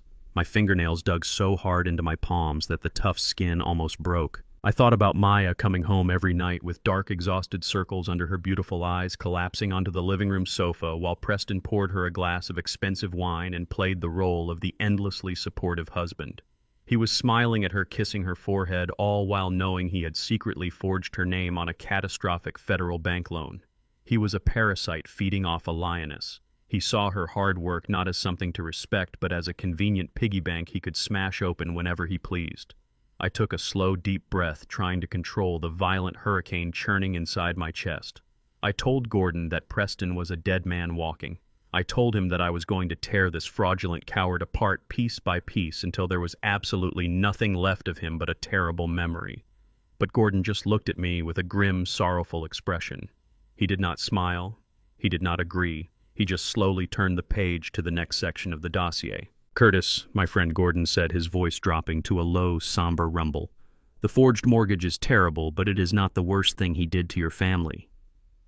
Gordon pulled out a completely different set of banking statements. These documents did not have the clinic logo on them. They were from a private retail bank. I leaned forward, squinting at the small printed numbers. The account name at the top of the page made my stomach drop into a bottomless black hole. It was a dedicated college savings fund. The beneficiary listed on the account was my 8-year-old grandson, Maya's beautiful, innocent little boy. My grandson is the absolute light of my life. He is a bright, energetic kid who loves reading heavy books about space exploration and building complex model rockets on my living room floor. Maya had opened that account the very week he was born, putting away a generous portion of her grueling hospital paychecks every single month to ensure that her son would have the absolute best education possible. She wanted him to go to an elite university, to have every door in the world wide open for him, without the burden of student debt. I looked at the balance history. Just 6 months ago, that account held over $120,000. It was a beautiful testament to a mother's relentless dedication and unconditional love. But as my eyes traced down the columns of the page, I saw a horrifying pattern. Massive withdrawals starting 5 months ago. $10,000 here, $20,000 there. Huge chunks of my grandson's future being systematically siphoned out of the account and transferred into untraceable external holding accounts. I looked at the final balance at the very bottom of the last page. The number printed there was 0, absolutely nothing. It was completely empty. Preston had drained his own 8-year-old stepson's college fund down to the very last penny. He had stolen from a defenseless child. He had robbed a little boy of his bright future just to fuel his own arrogant, narcissistic lifestyle. The sheer, unfathomable evil of this man defied all logic and reason. It is one thing to steal from a faceless corporation. It is another thing entirely to steal from your own hard-working wife. But to look an 8-year-old boy in the eyes, pat him on the head, buy him a cheap plastic birthday present, and then go online and wipe out his entire educational trust fund, that is the work of a pure, undisputed monster. A loud, ringing noise started to echo in my ears. The walls of the luxurious corporate office felt like they were slowly closing in on me, pressing the air out of my lungs. I am a peaceful man. I have spent my twilight years tending to my backyard garden, reading history books, and enjoying the quiet, comfortable life I built after decades of breaking my back in the Georgia heat. But in that exact moment, sitting across from Gordon looking at the 0 balance on my grandson's bank statement, the peaceful old man completely died. Something dark, ancient, and incredibly dangerous woke up inside my soul. I did not just want to sue Preston Vance anymore. I did not just want to expose his dirty debts or kick him out of my house. I wanted to completely obliterate his existence. I wanted to strip him of every single thing he held dear in this world. I wanted to humiliate him so profoundly that his name would become a toxic curse in this city. He had crossed a sacred line. You do not touch my daughter, and you absolutely never touch my grandson. I looked up at Gordon. My eyes were burning with an intense predatory focus. I asked him what Preston did with all that stolen money. I asked him if Preston used my grandson's college fund to pay off the dangerous underground syndicate that held his $800,000 promissory note. I thought maybe he was just a desperate coward trying to save his own miserable life from the ruthless loan sharks who were hunting him down. I wanted to believe there was some pathetic survival instinct driving this madness. But Gordon slowly shook his head. His sharp, predatory eyes locked onto mine, reflecting my own boiling rage. He reached into the very bottom of the thick dossier and pulled out one final manila folder. He did not open it immediately. He rested his large hand flat on top of it. Gordon looked at me with an expression of pure, unadulterated disgust. "It gets worse," Curtis Gordon said, his voice cutting through the heavy silence of the room like a perfectly sharpened blade. "You are assuming he stole that money out of fear. You are assuming he used your grandson's future to pay off his massive debts and save his own life. But Preston is far too arrogant for that." Gordon slowly slid the final folder across the smooth, polished surface of the mahogany desk. It stopped right in front of me. I stared at the closed cover, feeling a sickening sense of dread pooling in the pit of my stomach. "Look at where the college fund money actually went," Gordon whispered, leaning back in his expensive leather chair. I reached out with a steady hand and flipped the folder open. It was not a bank transfer to a criminal syndicate. It was not a payment to a desperate loan shark. It was a formal commercial residential lease agreement. The address printed at the top of the crisp white page was for a building located in the most expensive elite neighborhood in Midtown Atlanta. It was a lease for a multi-million-dollar luxury penthouse apartment. The monthly rent alone was astronomical, a staggering amount of money that could feed a normal family for a year. I stared at the signature at the bottom of the lease. It was Preston's bold, arrogant handwriting. He had not used the stolen money to save himself from the criminal underworld. He had drained a little boy's college fund, forged his hard-working wife's signature, and mortgaged her life-saving medical clinic just so he could secure a luxury penthouse in the middle of the city. The pieces were rapidly falling into place, painting a picture so vile I could barely breathe. The financial rot ran deeper than I ever could have imagined, and the true horror of what Preston Vance was hiding in that Midtown penthouse was about to blow my entire world wide open. I stared at the crisp white pages of the lease agreement for a luxury penthouse in Midtown Atlanta. The black ink on the paper felt like a physical blow to my chest. Gordon did not stop there. He reached into the very back of the heavy manila folder and pulled out a thick stack of high-resolution glossy photographs. He spread them slowly across the glass coffee table like a card dealer laying out a winning hand. I leaned forward, my eyes scanning the colorful images. The photographs showed Preston dressed in his expensive custom-tailored suits, walking confidently into the gleaming glass lobby of a massive luxury residential building. But he was not walking alone. Clinging tightly to his arm, smiling up at him with blind, absolute adoration, was a young woman with long blonde hair who could not have been older than 25. She was wearing designer clothing from head to toe and carrying a leather handbag that probably cost more than the first truck I ever bought for my construction business. They looked like a picture-perfect couple walking effortlessly into their lavish private sanctuary high above the city streets. In one of the photographs, they were standing on a massive high-rise balcony overlooking the beautiful Atlanta skyline, drinking expensive champagne and laughing together. The private investigator had captured every single agonizing detail of their secret life. Preston was not just hiding from a dangerous criminal syndicate. He was actively living a completely second life, a life of absolute luxury and endless debauchery right under my daughter's nose.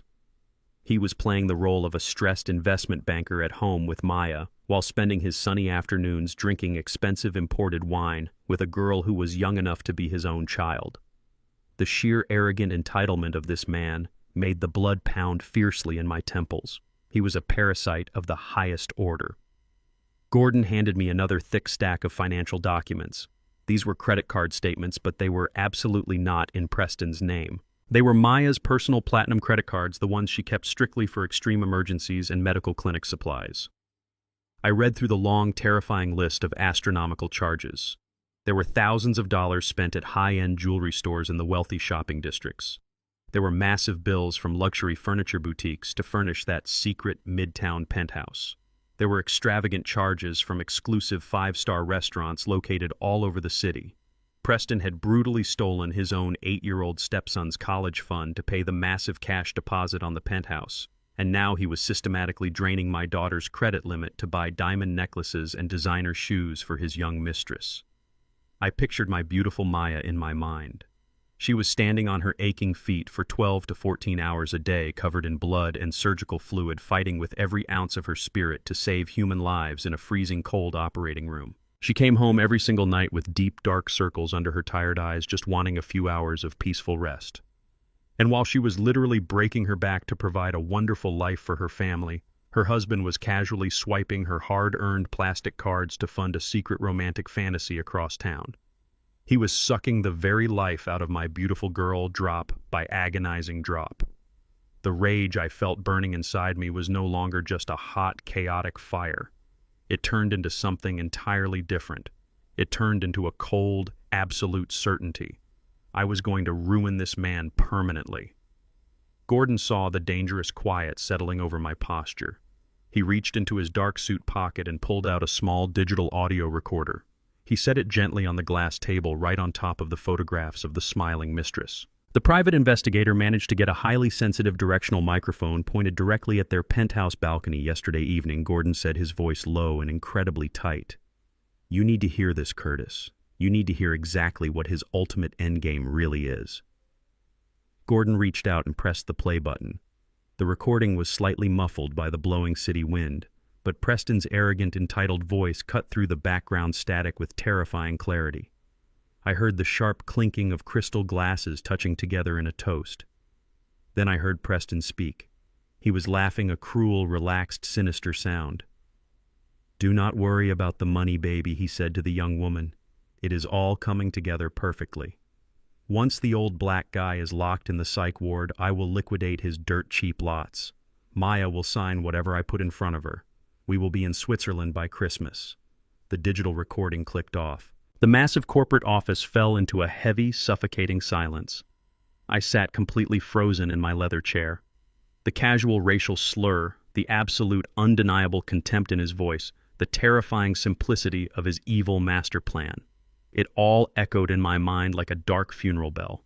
He did not just view me as a wealthy, foolish mark. He viewed me as absolute dirt. He viewed my highly educated daughter as a compliant, mindless tool meant to serve his needs. He was planning to throw me into a locked mental institution, sell off the massive real estate empire I had spent 40 exhausting years building with my own bare hands, and flee the country with his young mistress, leaving my daughter absolutely bankrupt and utterly destroyed.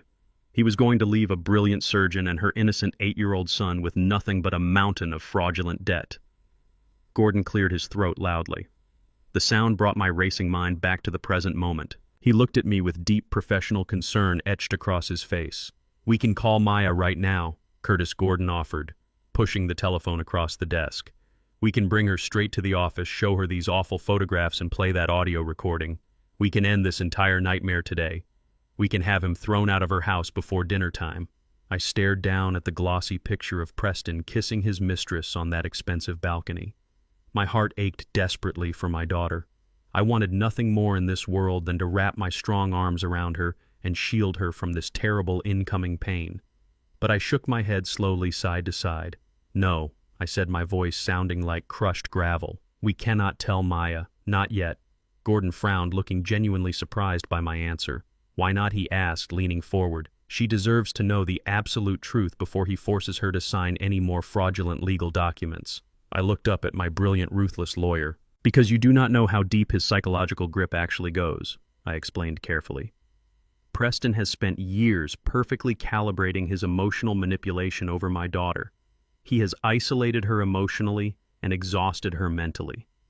Just this very morning, he convinced her that I left the gas stove on purpose and that I was rapidly losing my mind. She is exhausted, traumatized, and completely dependent on him for her daily emotional support. If I walk into her house right now and simply hand her these pictures, Preston will just spin another beautiful, convincing lie. He will tell her the photos are entirely fake. He will say, I hired someone to doctor the audio recording because my aggressive dementia makes me paranoid and hateful toward him. He will cry fake tears and beg on his knees and use her medical background against her. He will convince her that I am just a sick, delusional old man trying to desperately destroy her happy, perfect marriage. And because she loves him so deeply, because she desperately wants her family life to be normal, she might actually believe his lies over my truth. I cannot take that massive risk. I leaned back heavily into the leather sofa, my mind working with a cold, ruthless precision. Preston Vance was an absolute master of the private conversation. He thrived in the quiet, hidden corners of my house where he could whisper sweet, poisonous lies directly into my daughter's ear without any witnesses to contradict him. If I confronted him in private, he would easily find a legal or emotional loophole. He would twist the narrative until he looked like the victim. He would slip right through my fingers like a greasy snake. I could not give him that chance. I could not allow him a single solitary shadow to hide his evil deeds in. I looked straight at Gordon and told him exactly what had to happen next. Preston Vance does not need a private family intervention. I said, my voice firm and unwavering. He needs a massive public execution. I told Gordon that we were going to let Preston truly believe his master plan was working flawlessly. We were going to let him think he had successfully outsmarted the frail old retired contractor. I wanted him feeling completely victorious, arrogant, and completely untouchable. And then when he was standing at the very top of his fake mountain surrounded by all the wealthy elite friends he loved to constantly impress, I was going to tear the solid ground right out from under his expensive shoes.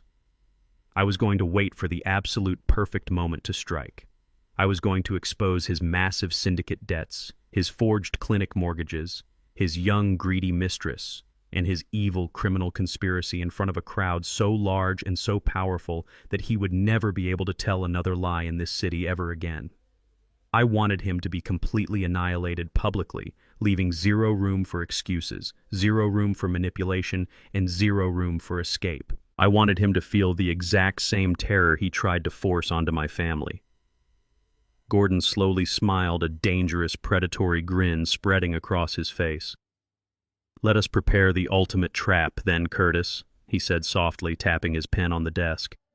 I stood up from the leather sofa, leaving the terrible photographs of the mistress lying untouched on the glass table. Preston actually thought he was going to be drinking hot chocolate in Switzerland by Christmas. But I was going to make absolutely sure that he spent his winter sitting in a cold, concrete federal prison cell stripped of everything he ever stole. I sat in the heavy leather chair in the towering corner office belonging to Gordon, looking out through the floor-to-ceiling glass windows at the sprawling city of Atlanta.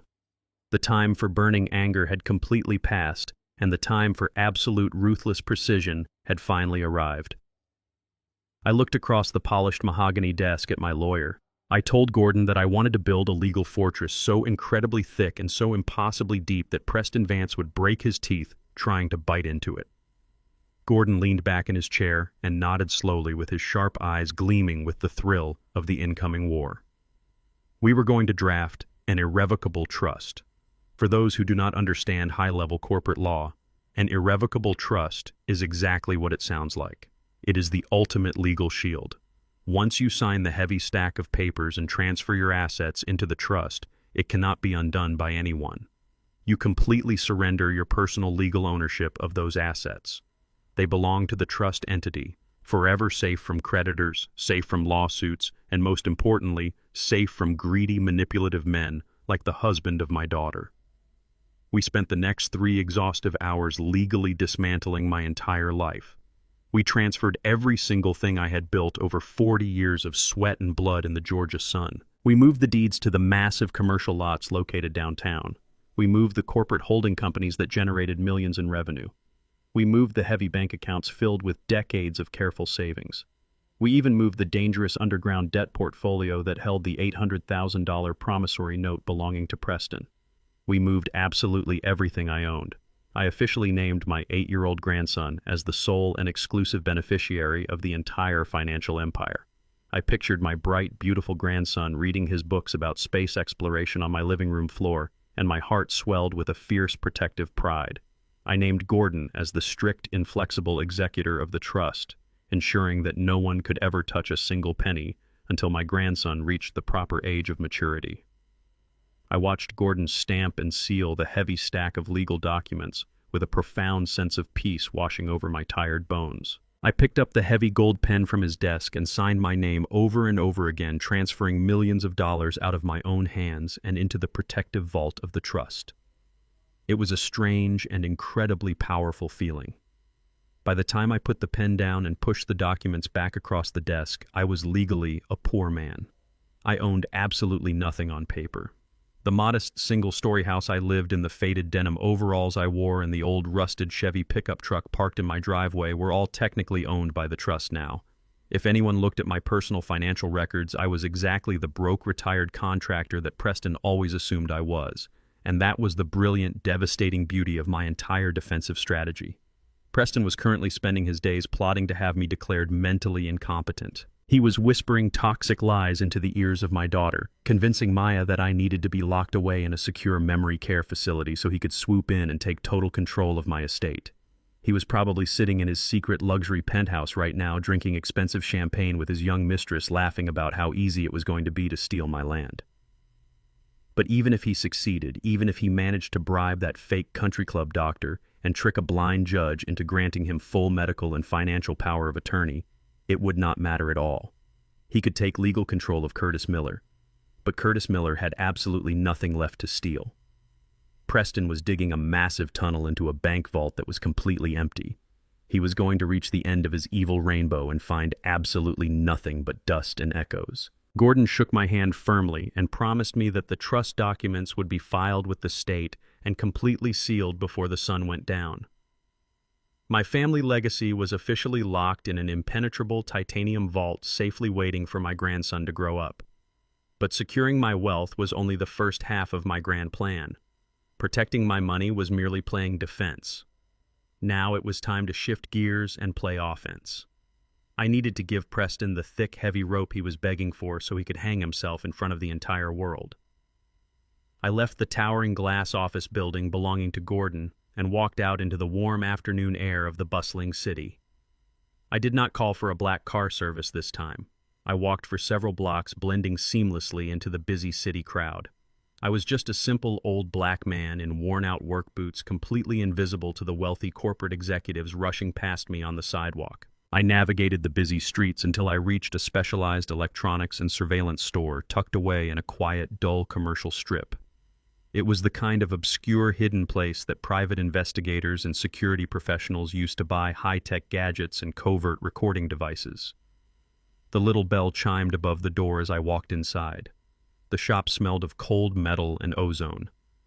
The clerk behind the glass display counter looked at me with mild curiosity, likely wondering what an old retired man wanted in a store filled with hidden cameras and tracking devices. I walked straight up to the glass counter and asked him for a very specific high-tech novelty item. I told him I needed a luxury fountain pen filled with a very particular type of disappearing ink. The clerk raised a suspicious eyebrow, but he turned around, went into the secure back room, and returned a minute later with a sleek, heavy silver pen resting in a velvet box. It looked exactly like the expensive designer pens that arrogant men like Preston loved to use to sign their fraudulent corporate contracts. The clerk leaned over the counter and explained the complex chemical properties of the specialized ink. He told me that when you write on standard legal paper, the dark blue ink looks completely normal and entirely permanent. It flows smoothly and bonds to the page just like regular ink, but it reacts silently with the oxygen in the air. After exactly 2 hours, the chemical bonds completely break down, and the dark blue ink vanishes without leaving a single microscopic trace. The paper looks as if it had never been touched by a human hand. I nodded in deep satisfaction. I paid the man in cash and slipped the heavy silver pen into the chest pocket of my denim overalls. I walked out of the store feeling the cold metal pressing gently against my heart. The pieces of my ultimate puzzle were perfectly aligned. Preston thought he was closing in for the final kill. He thought he was going to force me to sign away my life and my fortune just in time for him to celebrate his victory at his lavish country club anniversary party this weekend. I was going to look him right in his cold blue eyes and give him exactly what he wanted. I was going to sign his fake power of attorney documents with my brand new silver pen. The trap was officially set, and the unstoppable countdown to his absolute public destruction had finally begun. The air inside my house was thick with the suffocating scent of expensive imported floral arrangements. It was Friday morning, and my living room had been completely transformed into a chaotic staging ground. Preston was throwing a massive, lavish party to celebrate their 10-year wedding anniversary, but anyone with half a working brain could see that this event had absolutely nothing to do with celebrating his marriage to my beautiful daughter, Maya.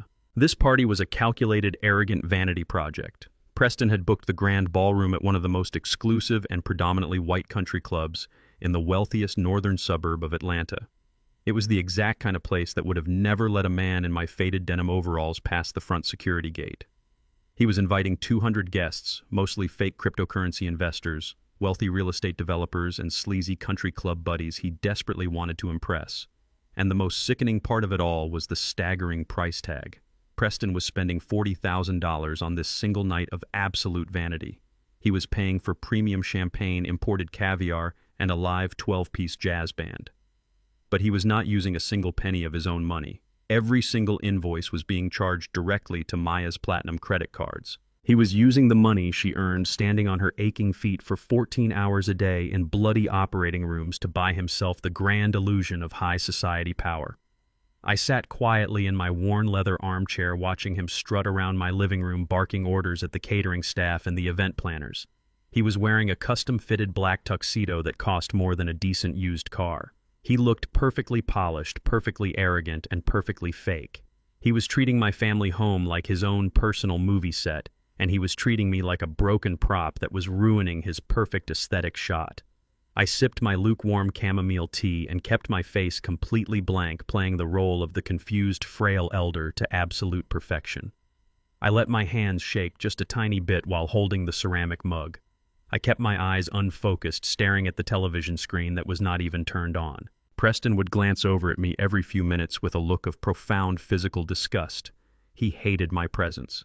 He hated that an old black retired contractor was sitting right in the middle of his luxurious pre-party chaos. He wanted me completely out of the picture so he could play the role of the wealthy, powerful patriarch without any embarrassing reminders of where his wife actually came from. Sometime around noon, I heard the heavy front door open. Maya walked in wearing her light blue hospital scrubs, looking absolutely drained of all human energy. She had just finished a grueling 48-hour surgical rotation. She barely had the strength to take off her shoes, but Preston immediately swooped in like a vulture. He did not ask her how her day was. He did not ask if she wanted to sit down and rest. He immediately pulled her into the hallway just outside the kitchen to plant his final toxic seed before the big event. He kept his voice low, but my hearing has always been perfectly fine. I listened intently as he began to masterfully manipulate my exhausted daughter. He told Maya that he was incredibly worried about my health today. He said I had been wandering around the house looking lost and highly agitated by all the busy caterers. He spun a beautiful, tragic lie, telling her that the loud jazz music and the massive crowds at the country club tonight would be far too stimulating for my rapidly deteriorating brain. He told her that taking me to the elegant party would be cruel and highly dangerous. He said I might have a severe psychological episode, I might wander off into the dark golf course and get hurt, or I might embarrass myself and her in front of all her esteemed medical colleagues. He told her that leaving me home with a private nurse for the evening was the only responsible and loving choice she could possibly make. Maya was simply too tired to fight him. Her brilliant mind was clouded by heavy physical exhaustion and the deep emotional trauma of the fake dementia diagnosis he had orchestrated just a few days ago. She wanted to protect me. She truly believed she was doing the right thing for my own good. I heard her soft footsteps approaching my armchair. She knelt down on the hardwood floor right beside me, placing her small, warm hands over my thick, calloused ones. I looked down at her and saw the heavy tears welling up in her beautiful brown eyes. She told me she was so incredibly sorry, but that I could not come to the anniversary party tonight. She spoke to me in that gentle, careful voice people use when they are talking to a sick and frightened child. She explained that the loud noises and the bright lights would make me feel much worse, and that she just wanted me to be safe and comfortable resting in my own bed. It broke my heart to see the terrible guilt crushing her gentle spirit. But I knew I had to maintain my deep undercover act. I had to let Preston believe he had successfully isolated me from the world. I gave Maya a slow, pathetic, trembling nod. I looked down at my worn leather boots and whispered that I completely understood. I told her in a frail, shaky voice that I was feeling very tired anyway, and that I just wanted her to go and have a beautiful, magical night with her husband. A single heavy tear rolled down Maya's cheek as she hugged me tightly, kissing my forehead. Looking over her shoulder, I saw Preston standing in the hallway, leaning casually against the doorframe. He was watching us with a deeply satisfied, sinister smirk painted across his face. He looked exactly like a man who had just successfully kicked a stray dog out into the freezing rain. He thought he had completely eliminated the final living obstacle to his perfect, wealthy facade. He thought I was just a sad, broken old man who had finally accepted his pathetic fate. Maya slowly stood up, wiping her tears, and walked heavily up the wooden stairs to shower and begin getting ready for the lavish event. The caterers and the event planners had finally packed up their equipment and left the house to head to the country club venue to set up. The heavy front door clicked shut. The house suddenly fell into a thick, heavy silence. It was just the two of us left downstairs. Preston and me, the arrogant predator and his supposed helpless prey. I remained seated in my armchair staring blankly ahead, but every single nerve in my body was vibrating with intense electric anticipation. Inside the chest pocket of my faded denim overalls, I could feel the cold, heavy weight of the luxury silver fountain pen I had purchased from the surveillance shop downtown. The pen filled with the special high-tech disappearing ink that would vanish completely into thin air after exactly 2 hours. I was ready. I knew he was coming for me right now. A greedy, arrogant man like Preston Vance would never be able to walk away and enjoy his expensive champagne without securing the ultimate prize first. He needed the legal paperwork signed tonight so he could celebrate his total financial victory with his fake wealthy friends. I heard his expensive leather shoes clicking slowly across the hardwood floor. He walked out of the hallway and stepped into the kitchen, stopping right behind the granite island. The fake, charming smile he always wore for Maya was completely gone. His face was cold, hard, and full of pure, unadulterated malice. He did not see me as a human being anymore. He saw me as a signature on a piece of paper. He reached into his tailored tuxedo jacket and pulled out a thick stack of crisp white legal documents. He tossed them carelessly onto the granite counter. The heavy thud of the paper echoed loudly in the quiet kitchen. I slowly turned my head to look at him, playing the part of the confused elder one last time. He gestured for me to get up from my armchair and come over to the counter. I stood up, letting my knees tremble slightly, shuffling my feet across the floor like a man carrying the heavy weight of 100 long years. I stood across the granite island from him, looking down at the bold black letters printed at the very top of the first page. It was the durable power of attorney, the dangerous document that would legally strip away every single right I had and hand total absolute control of my medical and financial estate directly over to him. Preston leaned forward, planting both of his hands flat on the counter. He brought his face dangerously close to mine. I could smell the sharp, bitter scent of his expensive cologne mixed with the foul, sickening stench of his desperate greed. He did not bother raising his voice. He spoke in a low, venomous whisper that chilled the air in the room.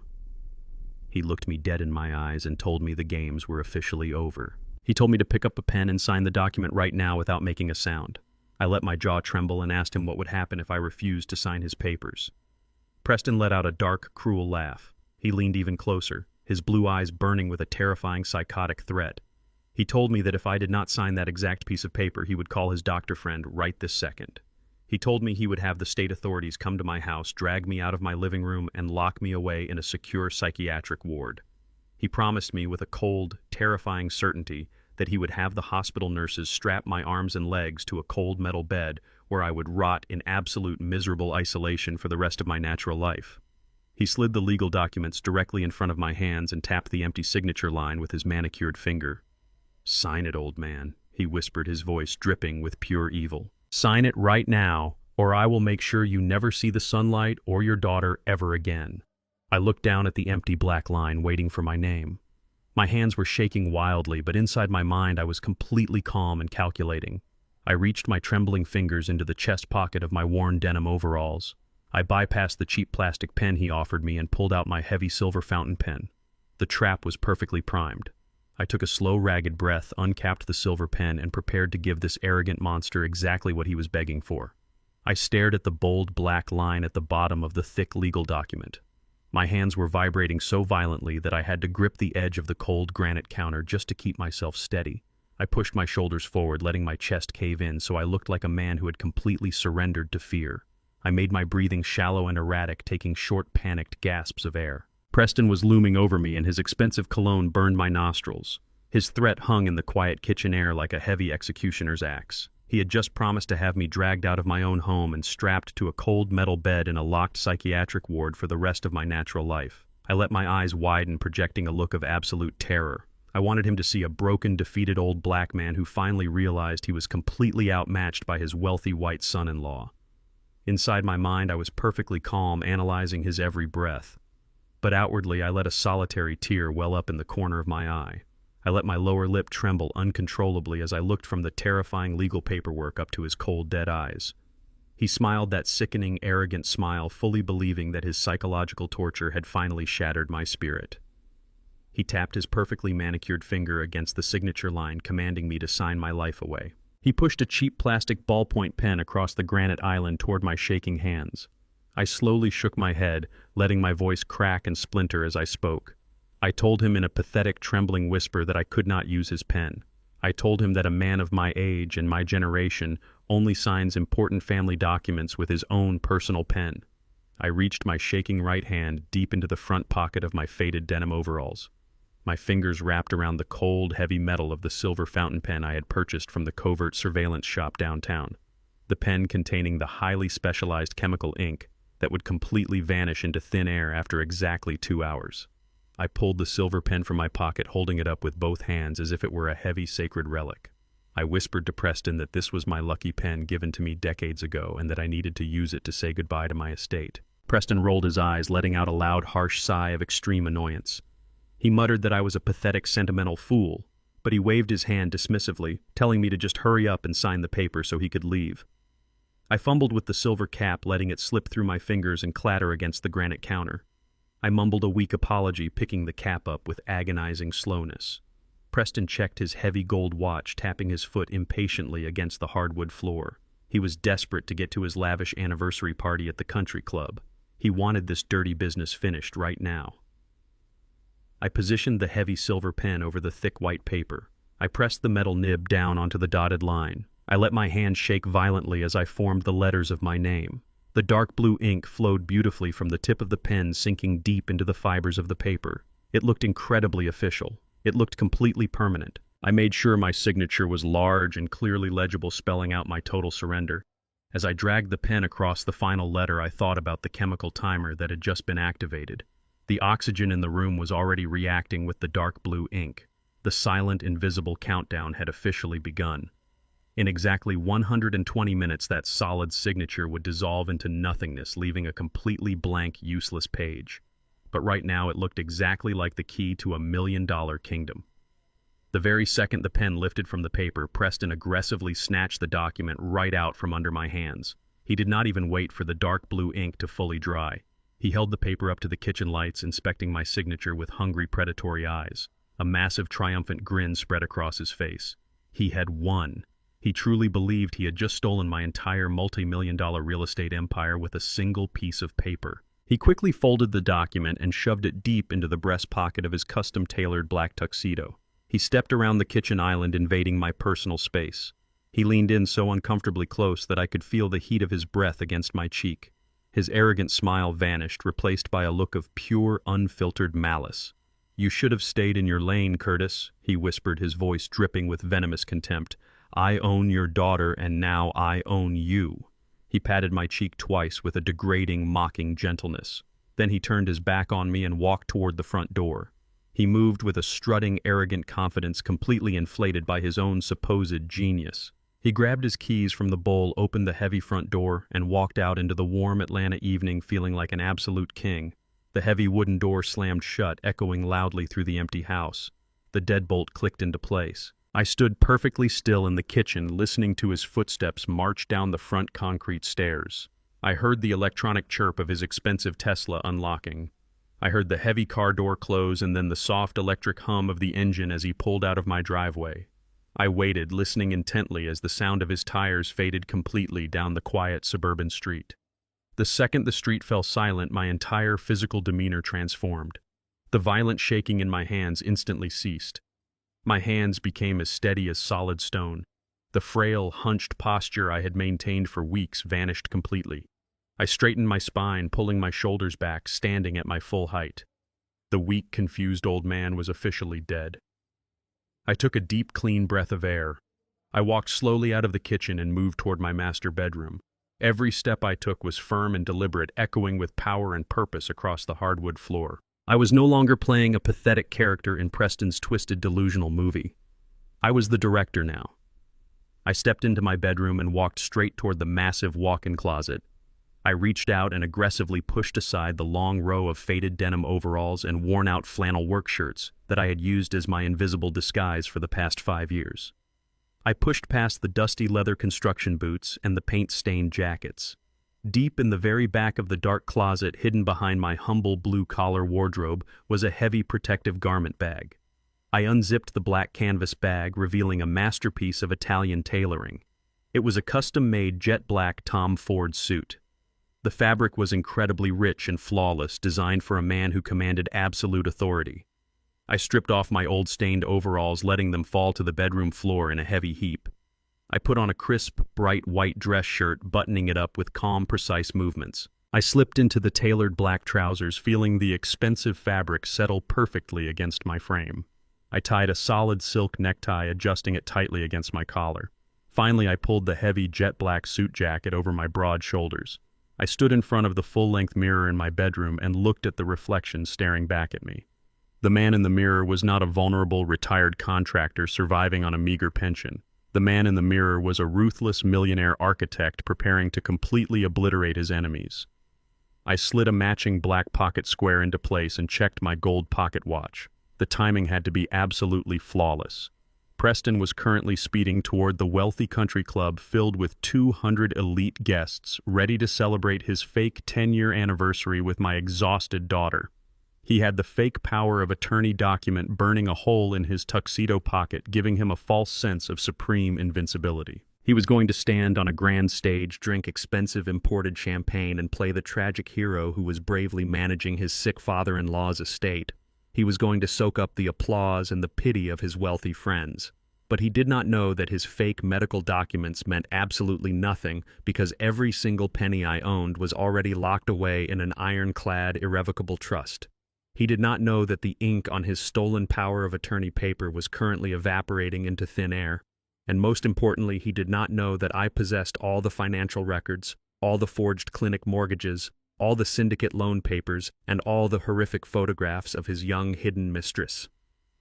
I reached into my desk drawer and pulled out the thick, heavy dossier that my corporate lawyer Gordon had prepared for me.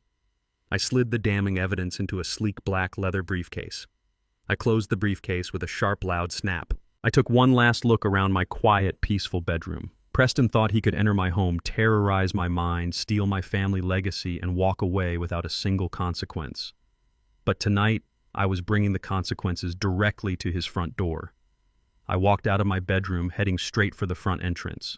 I was going to walk right into that exclusive, predominantly white country club, and I was going to burn his entire fraudulent life straight to the ground. The timer was ticking, and I was not going to be late for the execution. The black car glided smoothly up the long, sweeping driveway of the Oakwood Valley Country Club. Massive oak trees lined the perfectly manicured lawns, casting long, dark shadows over the pristine green grass. This was an exclusive, gated sanctuary nestled deep in the wealthiest northern suburb of Atlanta.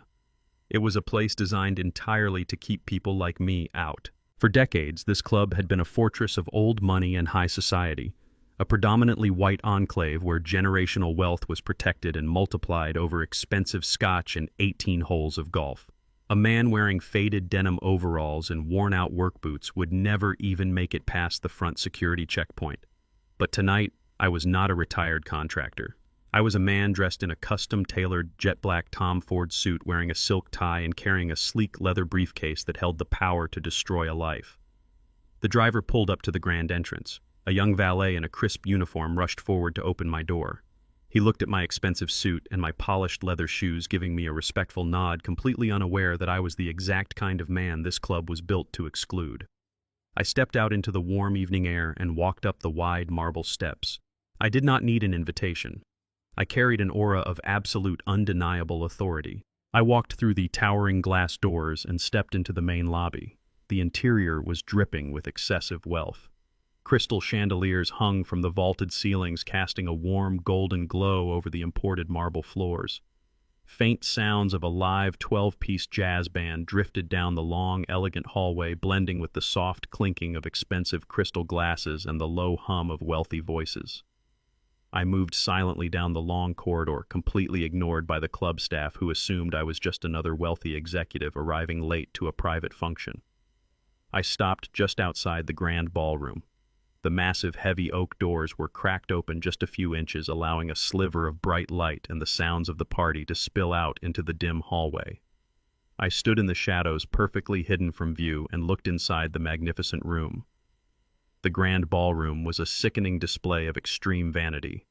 200 guests were packed into the lavish space. The women wore sparkling designer gowns and heavy diamond jewelry, while the men wore custom-fitted tuxedos.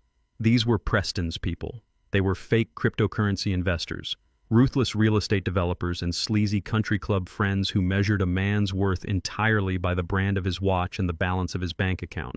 Waiters in white gloves circled the room, carrying silver trays loaded with imported caviar and tall flutes of premium vintage champagne. Preston was spending $40,000 of my hard-working daughter's money to feed these absolute parasites. Preston was standing right in the center of the room, completely in his element. He was holding a glass of champagne in one hand and resting his other hand casually in his tuxedo pocket. He was smiling that bright artificial smile, laughing loudly at a joke told by one of his wealthy investor friends.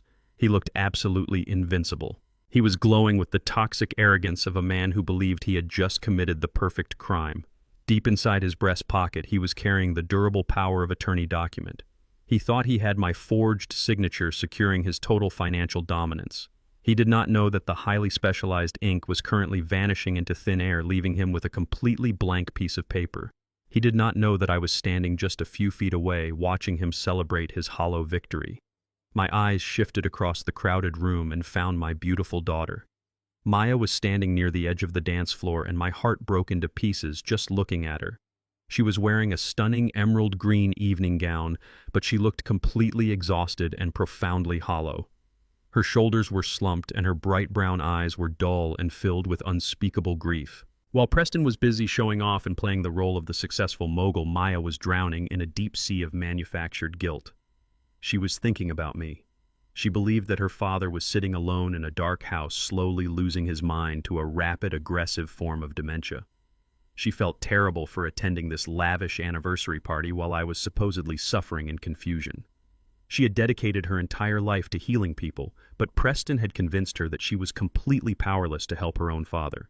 He had isolated her, traumatized her, and weaponized her deep compassion to serve his own greedy agenda. The jazz band suddenly stopped playing. A soft, pleasant chime echoed through the grand ballroom as a waiter gently tapped a silver spoon against a crystal glass. The low hum of conversation gradually faded away, and the 200 guests turned their attention toward the front of the room. Preston stepped up onto the small elevated stage near the band. He adjusted his silk bow tie and grabbed a microphone from the heavy metal stand.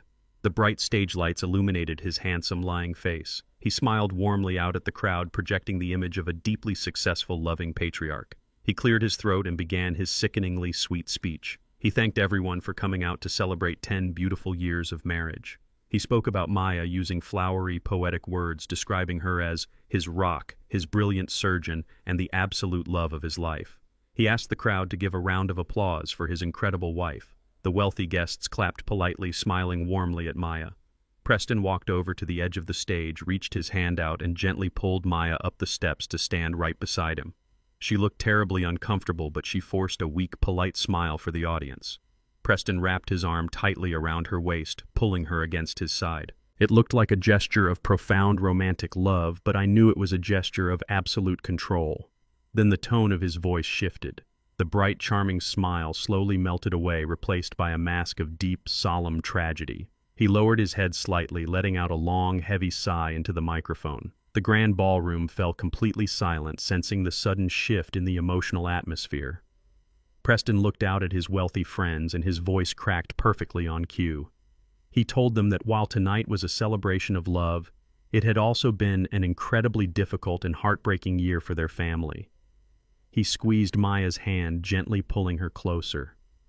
"My brilliant wife has been dealing with an unimaginable tragedy," Preston said, his voice echoing mournfully through the large speakers. "As many of you know, her father Curtis has been experiencing a rapid and tragic descent into severe dementia. It breaks my heart to see the man who raised her slowly losing his grip on reality." Maya closed her eyes, and a heavy tear rolled down her beautiful face. She covered her mouth, trying desperately to hold back a sob. The wealthy women in the audience placed their hands over their hearts, murmuring soft sounds of deep sympathy.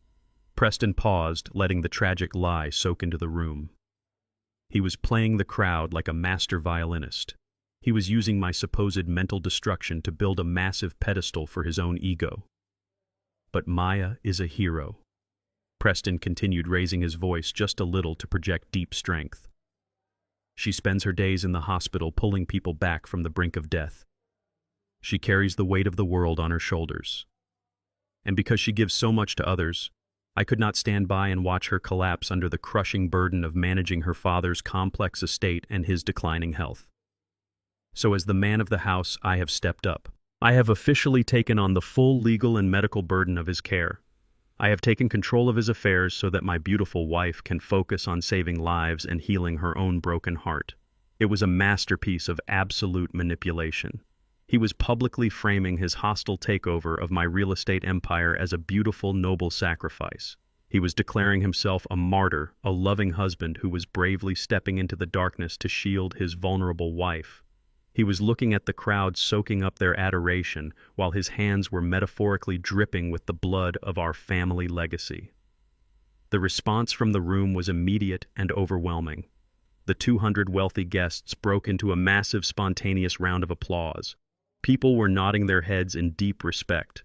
Some of the men raised their champagne glasses in a silent toast to his incredible bravery and dedication. The sound of their clapping filled the grand ballroom, echoing loudly against the crystal chandeliers. Maya leaned her head against Preston's shoulder, completely overwhelmed by the emotional moment, crying softly into his expensive tuxedo jacket. Preston looked out over the cheering crowd with a look of supreme, arrogant victory. He had won. He had secured his image, his wealth, and his absolute control over my daughter. He felt completely untouchable. I stood in the dim hallway outside, gripping the handle of my black leather briefcase. The applause thundered through the cracked doors, but I did not feel a single ounce of fear. I felt the cold, heavy power of a man who was about to bring the entire sky crashing down. I reached out and placed my hands flat against the polished wood of the heavy oak doors. I took one final deep breath.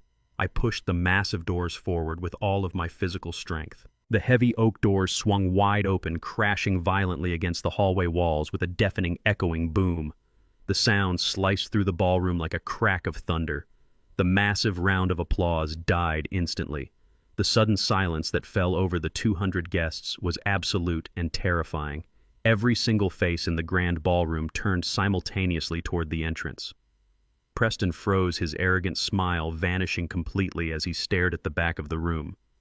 He expected to see a frail, confused old man in faded overalls.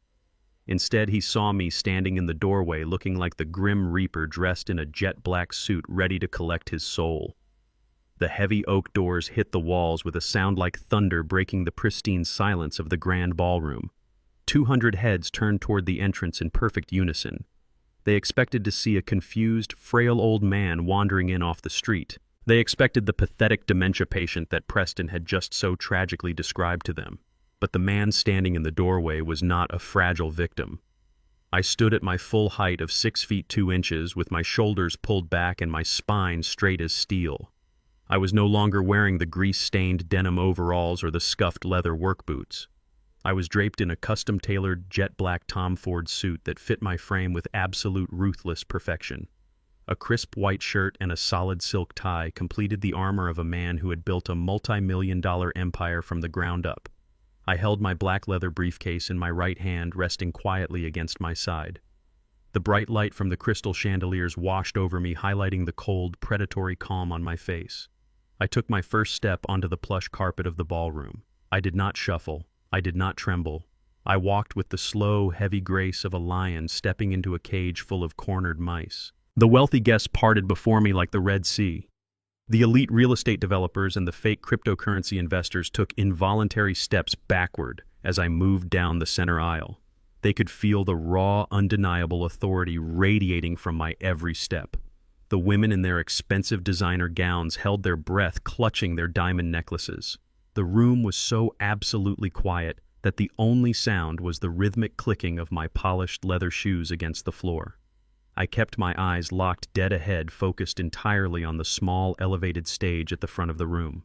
The scent of expensive imported flowers and premium vintage champagne filled the air, but it was completely overpowered by the sudden, overwhelming stench of fear.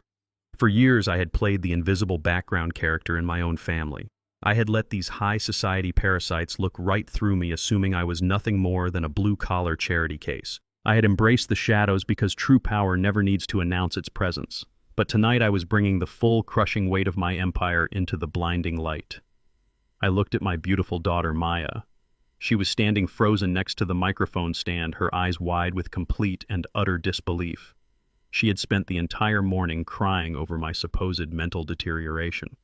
She had signed away her peace of mind because she truly thought I was a broken shell of a man rapidly losing my grip on reality.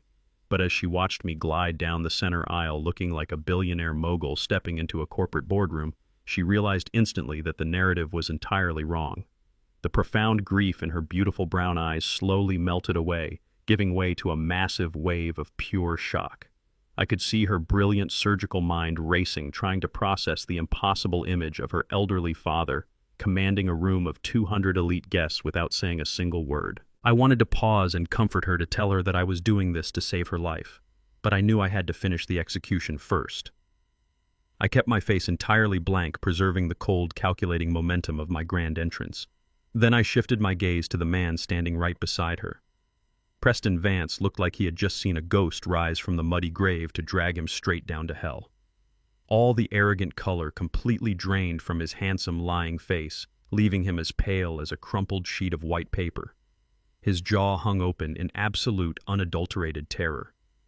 The tall crystal flute of premium vintage champagne slipped from his trembling, manicured fingers. It hit the hardwood floor of the stage and shattered into 100 jagged pieces.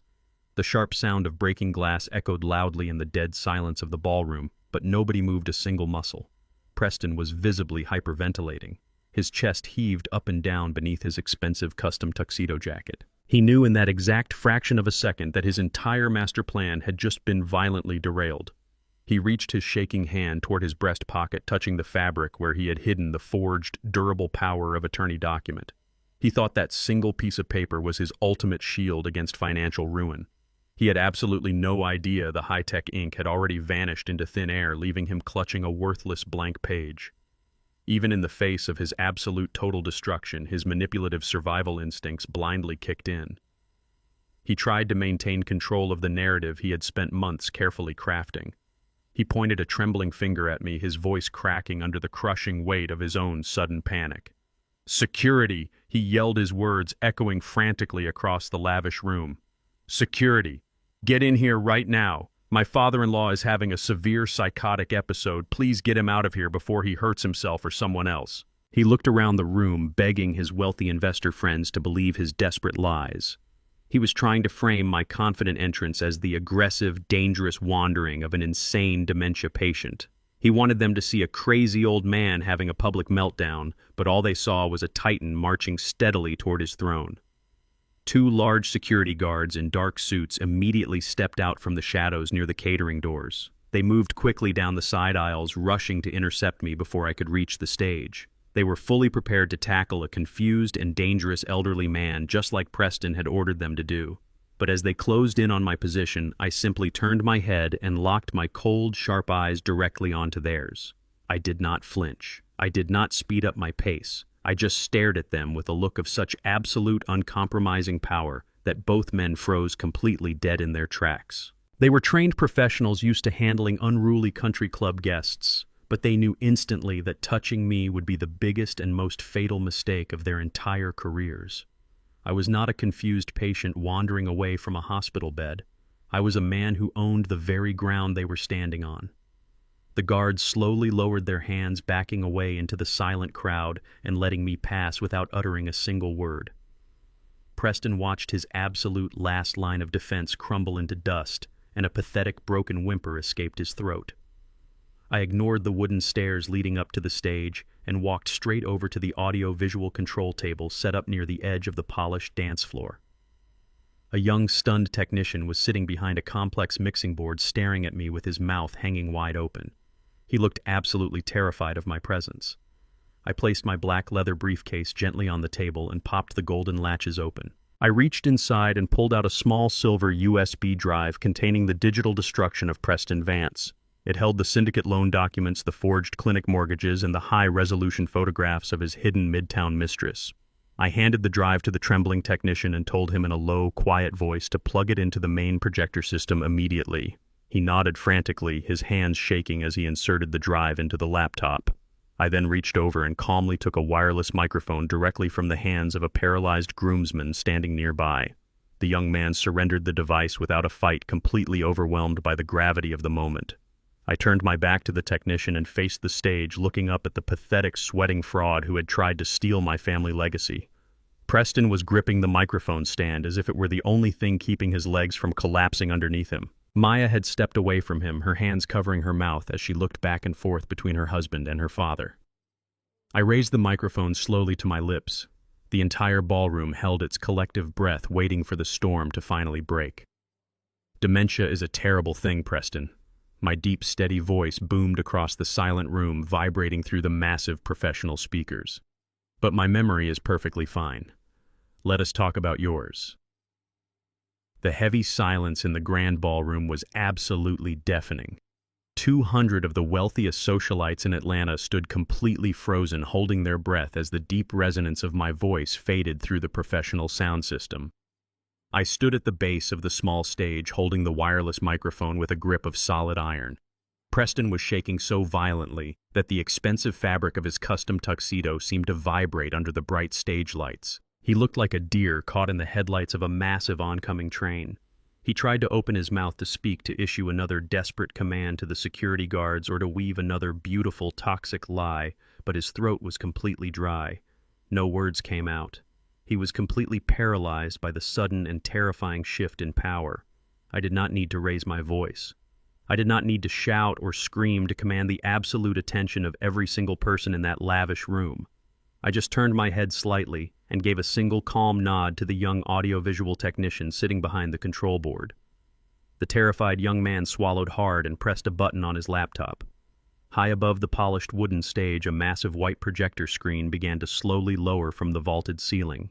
The mechanical hum of the motorized screen dropping down felt like a ticking clock counting down the final seconds of Preston's fraudulent life. The bright bulb of the digital projector flickered to life, slicing a harsh beam of pure white light straight through the dim, romantic ambiance of the ballroom. The light hit the massive screen behind Preston, and a crisp, high-resolution image of a legal document appeared for all 200 elite guests to see. It was not a romantic slideshow of wedding photos, or a touching tribute to 10 years of marriage. It was a stark, brutal piece of financial reality. It was the $800,000 promissory note from the dangerous underground lending syndicate. The bold black numbers and the harsh predatory lending terms were magnified to 10 feet tall, completely dwarfing Preston, where he stood trembling on the stage. I raised the microphone to my lips.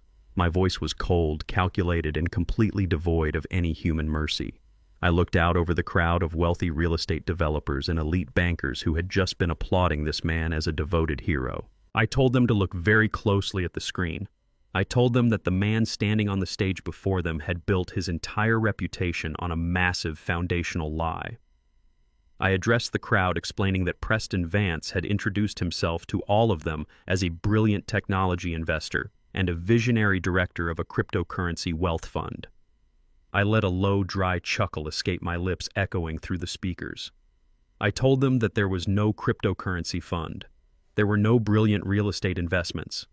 There was only a desperate, empty shell of a man who had borrowed $800,000 from ruthless underground loan sharks just to pay for his designer suits and his luxury electric cars.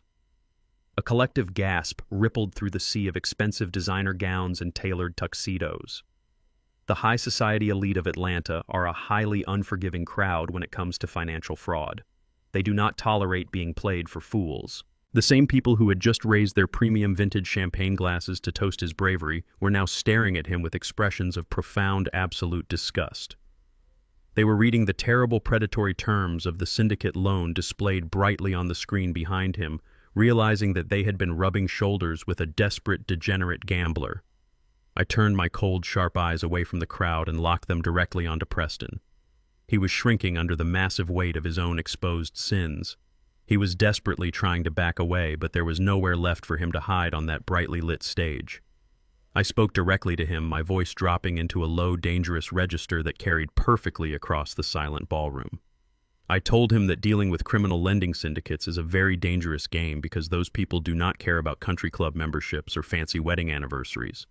I told him they only care about getting their blood money back. And then I delivered the ultimate crushing blow. I told him the most interesting fact about that massive debt. I announced to the entire room that the dangerous criminal syndicate did not own his promissory note anymore. I told Preston that my private corporate entity, Miller Holdings, had legally purchased every single penny of his terrible debt. I looked him dead in his terrified blue eyes, and I told him that I owned him completely.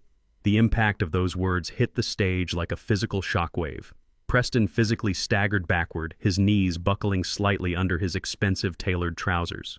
The sheer impossible reality of the situation was finally crashing down upon his arrogant mind. The frail, confused old black man he had been actively plotting to lock inside a sanitized psychiatric ward was actually the invisible millionaire who had just bought his entire financial existence. He realized in that exact terrifying fraction of a second that I held the absolute power to ruin him, to send him to federal prison, or to let the criminal underworld swallow him whole. Standing just a few feet away from him on the stage, Maya let out a sharp, heartbreaking gasp.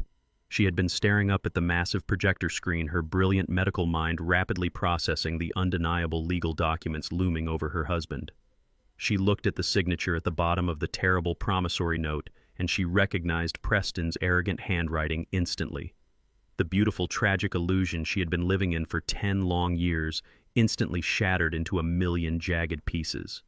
She looked at the man she loved, the man she thought was her ultimate protector, and she saw nothing but a parasitic fraud.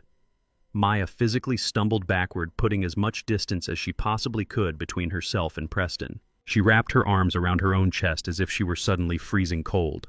The ultimate betrayal was beginning to set into her bones, but I was not done. I had promised my lawyer Gordon that I was going to annihilate this monster completely, and I fully intended to keep that promise. I did not give Preston a single second to recover his breath or formulate a pathetic lie. I did not give him any room to manipulate my devastated daughter. I gave another short, sharp nod to the young technician sitting at the audio-visual table. The technician hit the keyboard, and the image on the massive projector screen instantly changed. The dark, predatory loan document vanished, replaced by a crisp scan of a highly official commercial banking agreement. The logo at the top of the newly displayed document was incredibly familiar to everyone in my family. It was the official crest of Maya's private surgical clinic, the very building where she spent 80 grueling hours a week saving human lives. Maya let out a confused, broken whimper as she stared up at the new slide. She stepped closer to the screen, her tired brown eyes scanning the dense legal paragraphs of the commercial mortgage agreement. I raised the microphone again, my voice tightening with a fierce, protective rage that I could barely contain. I told the silent, horrified ballroom that stealing from dangerous loan sharks was a pathetic crime, but stealing from your own hard-working wife was an act of pure, unadulterated evil. I explained to the wealthy crowd that Preston Vance had secretly taken out a massive $500,000 fraudulent second mortgage against the physical building of his wife's medical sanctuary. I pointed my finger directly at the massive signature line projected on the bright screen. I told Preston that he was the lowest kind of coward to ever walk the earth. I announced to the room that he had meticulously forged the signature of a brilliant, dedicated surgeon just to save his own miserable skin from the debts he had foolishly acquired. He had deliberately placed my daughter's entire medical career, her life-saving practice, and the livelihoods of all her dedicated staff on the chopping block to fund his arrogant fake lifestyle. Maya let out a gut-wrenching sob that echoed terribly through the grand ballroom. She fell to her knees on the polished wooden stage, completely unable to support her own weight anymore. The sheer magnitude of his financial violence was too much for her gentle heart to bear. She recognized the careful imitation of her own signature on the screen, and she knew immediately that her father was telling the absolute, undeniable truth. Preston had leveraged her blood, sweat, and tears to buy himself more time in his fake paradise. He had viewed her immense medical success not as something to honor and respect, but as a convenient piggy bank he could smash open whenever he pleased. The reaction from the 200 elite guests was immediate and utterly devastating. The polite, confused silence morphed into a rising tide of absolute visceral disgust. These were powerful people who protected their assets fiercely, and the idea of a man forging his wife's signature to mortgage her medical practice crossed a sacred, unforgivable line. The wealthy women who had been crying tears of sympathy for Preston just 10 minutes ago were now glaring at him with expressions of pure hatred. The men in the audience began to murmur loudly, shaking their heads and taking deliberate steps away from the stage, wanting absolutely no association with this exposed criminal. The beautiful romantic anniversary party had officially been transformed into a brutal public execution, and Preston Vance was standing right on the gallows with the rope wrapped tightly around his neck.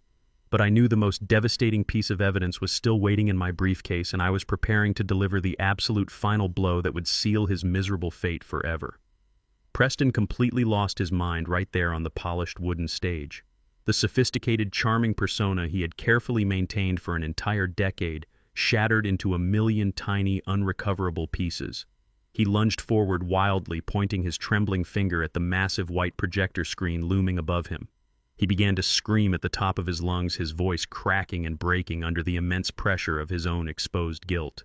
He yelled to the 200 wealthy elite guests that the mortgage documents were completely fake. He desperately tried to convince the high society crowd that I was nothing more than a sick, delusional old man suffering from aggressive paranoia and severe dementia. He claimed that I had hired professional hackers to create fraudulent digital files just to ruin his perfect marriage and destroy his flawless reputation. He was sweating profusely now. Thick, heavy beads of cold sweat poured down his forehead and stained the crisp white collar of his custom-tailored tuxedo. He looked like a cornered rat frantically searching for a dark hole to crawl into, but the bright stage lights offered him absolutely no place to hide.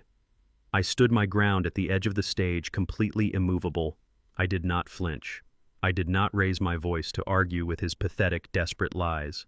I simply watched him thrash and scream like a dying animal caught in a steel trap.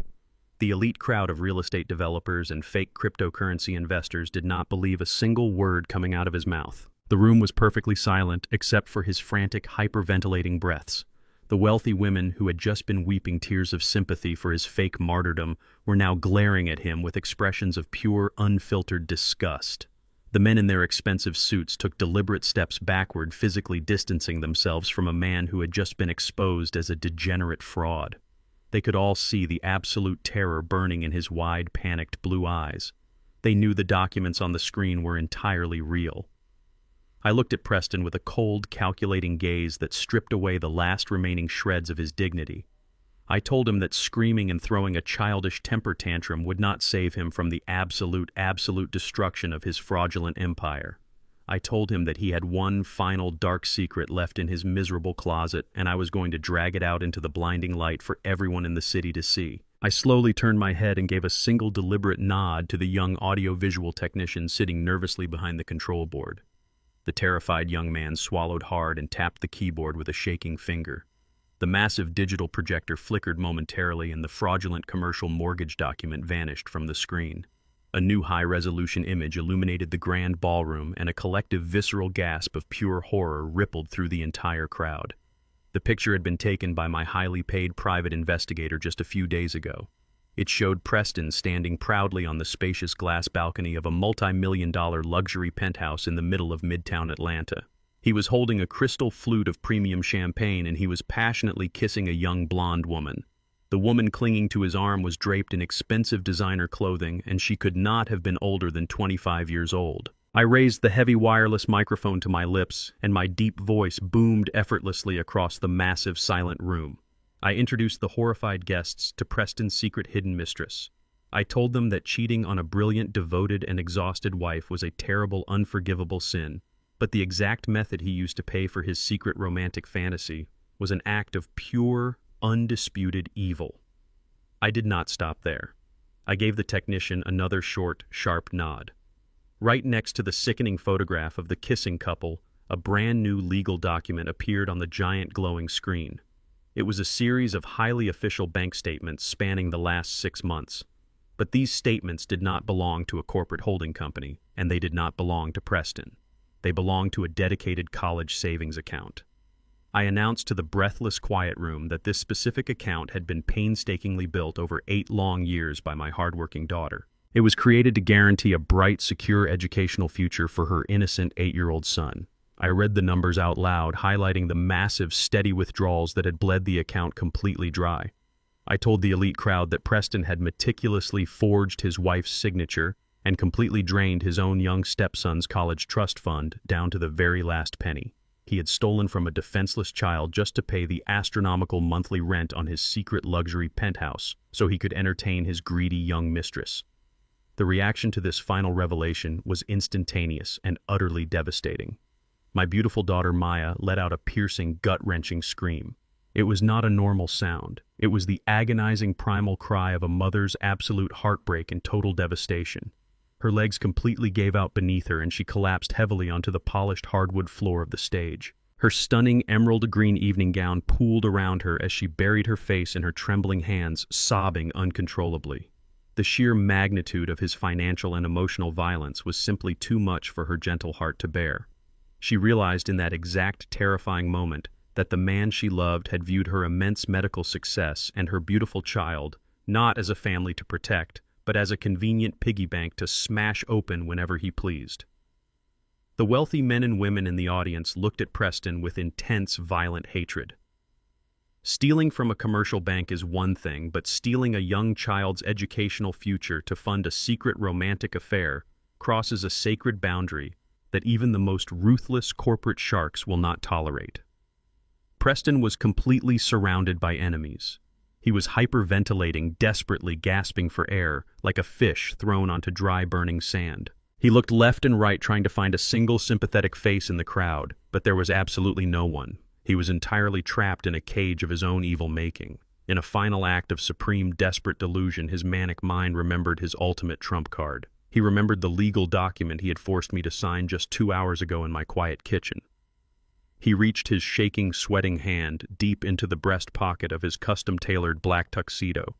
He pulled out the thick, folded legal paper and held it high up in the air, waving it frantically at the hostile crowd. He screamed at the top of his lungs that he was legally in charge of my entire life. He yelled that he possessed the official durable power of attorney, proving that I was a mentally incompetent invalid, and that he held total, absolute control over my entire estate and all of my medical decisions. He told the disgusted crowd that my presentation meant absolutely nothing because I was legally insane and he had my physical handwritten signature to prove his absolute authority. He aggressively flipped the heavy folder open to the final page, pointing his perfectly manicured finger at the bottom line to show the entire room his ultimate legal victory. But Preston suddenly froze. His frantic, desperate screaming stopped instantly. He stared down at the thick, crisp white paper, and his mouth hung wide open in a silent scream of absolute, unfiltered terror. He blinked his eyes rapidly, completely unable to comprehend what he was looking at. The bold signature line at the very bottom of the legal document was completely empty. The dark blue ink from my lucky silver fountain pen had completely vanished into thin air, leaving absolutely no microscopic trace behind. The high-tech chemical reaction had worked with flawless, devastating precision. Exactly 2 hours had passed, and the oxygen in the room had dissolved the ink perfectly. He rubbed his thumb desperately over the empty white paper, trying to find the signature, but there was nothing there but smooth, blank space. The piece of paper he was holding up like a triumphant victory trophy was completely worthless. It was literally just a blank piece of trash. Preston looked up at me, his bright blue eyes wide with profound, devastating realization. He finally understood that the frail old black man in the denim overalls had completely outsmarted him on every single conceivable level. I looked down at his pathetic, broken face, and I offered him absolutely no sympathy. I stood tall and proud in my tailored Italian suit, and I told him that his reign of terror was officially over. I told him that his fake empire had just burned to the ground and there was nowhere left for him to run. Before he could even drop the blank piece of paper from his shaking hands, the heavy oak doors of the grand ballroom swung open one final time. The loud, solid sound of heavy boots marching onto the hardwood floor cut straight through the thick tension in the room. 3 tall, stern federal agents wearing dark suits and tactical badges walked down the center aisle with absolute, uncompromising authority. Right behind them were 2 local uniformed police officers with their hands resting carefully on their utility belts. The elite guests parted immediately, stepping out of the way to let the long, heavy arm of the law do its job. The lead federal agent stopped right at the edge of the wooden stage. He looked directly at the sweating, trembling fraud standing before him. The agent spoke in a loud, clear, commanding voice that echoed powerfully through the entire country club. "Preston Vance, you are under arrest for federal bank fraud, aggravated identity theft, and severe elder financial abuse." Preston did not try to run. He did not try to fight.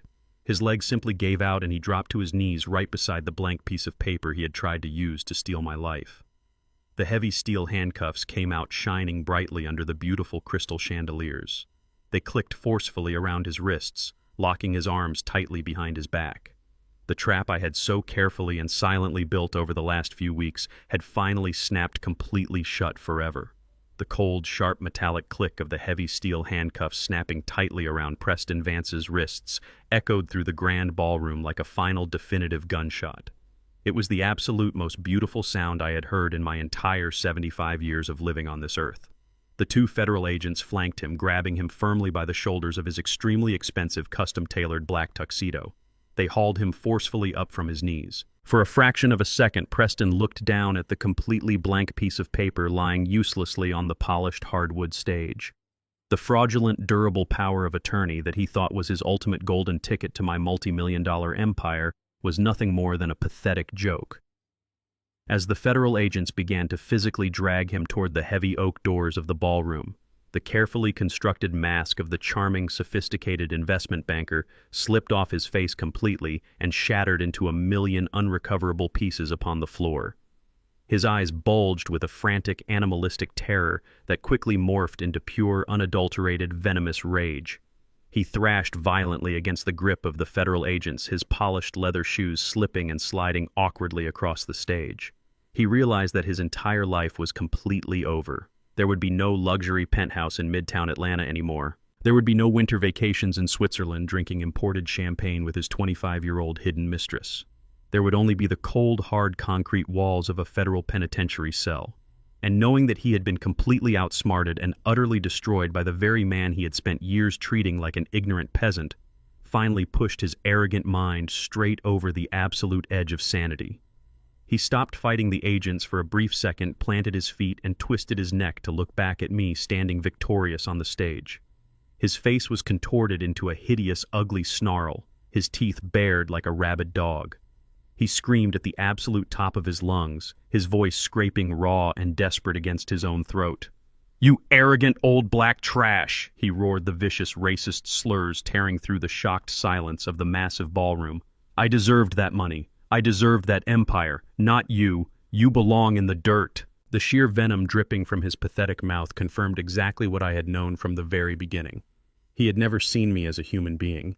He had only seen my skin color and my faded denim overalls, and he had arrogantly concluded that he was inherently entitled to every single thing I had built with my own blood and sweat. He felt deeply, profoundly robbed of a fortune that was never his to begin with. The 200 wealthy elite guests standing in the ballroom witnessed his true putrid nature entirely exposed under the bright crystal chandeliers. The high society women gasped in absolute horror, clutching their diamond necklaces, while the wealthy real estate developers and fake cryptocurrency investors backed away in utter disgust. The federal agents did not tolerate his violent outburst for a single second longer. They shoved him roughly forward, marching him aggressively down the center aisle of the ballroom. His vile screaming grew fainter and fainter as they dragged him out through the massive oak doors, through the elegant marble lobby, and out into the warm Atlanta night, where the flashing red and blue lights of the police cruisers were waiting to take him away forever. The heavy doors swung shut behind him, leaving the grand ballroom in a state of profound, suffocating shock. The beautiful, romantic 10-year anniversary party had been completely transformed into a brutal crime scene. The wealthy guests did not linger to ask any questions. They did not walk up to the stage to offer their condolences or their apologies to my daughter. They were entirely too embarrassed by their own horrible judgment. Just 30 minutes ago, they had been eagerly raising their premium vintage champagne glasses and clapping enthusiastically for a man who had just been arrested for stealing from a child and forging medical documents. The mass exodus began immediately in awkward, hurried silence. Men and women grabbed their expensive coats and quickly shuffled toward the exit, avoiding making any eye contact with me whatsoever. Within 10 short minutes, the massive, lavish room was completely abandoned. Half-empty crystal glasses sat forgotten on the white linen tables. The 12-piece jazz band had quietly packed up their brass instruments and slipped out the back service doors. The grand room was entirely empty, except for the young audio-visual technician who was nervously packing up his laptop and the two people left standing on the polished wooden stage. I turned my body slowly and looked down at my beautiful only daughter. Maya had not moved an inch since the federal agents stormed the room. She was still collapsed on the hardwood floor, surrounded by the shimmering emerald green fabric of her expensive evening gown. She looked so incredibly small and profoundly broken. The brilliant, capable, top-tier surgeon who spent 80 grueling hours a week saving human lives was currently weeping with a sorrow so deep and agonizing that it shook her entire frame. I walked slowly across the stage, the rhythmic clicking of my polished leather shoes breaking the heavy silence of the empty ballroom. I stopped right in front of her, looking down at her trembling shoulders. Maya slowly lifted her face from her hands. Her beautiful brown eyes were completely red and swollen, her makeup ruined by the endless flood of devastating tears. She looked up at me, taking in the sight of my custom-tailored jet-black Tom Ford suit and my strong, unwavering posture.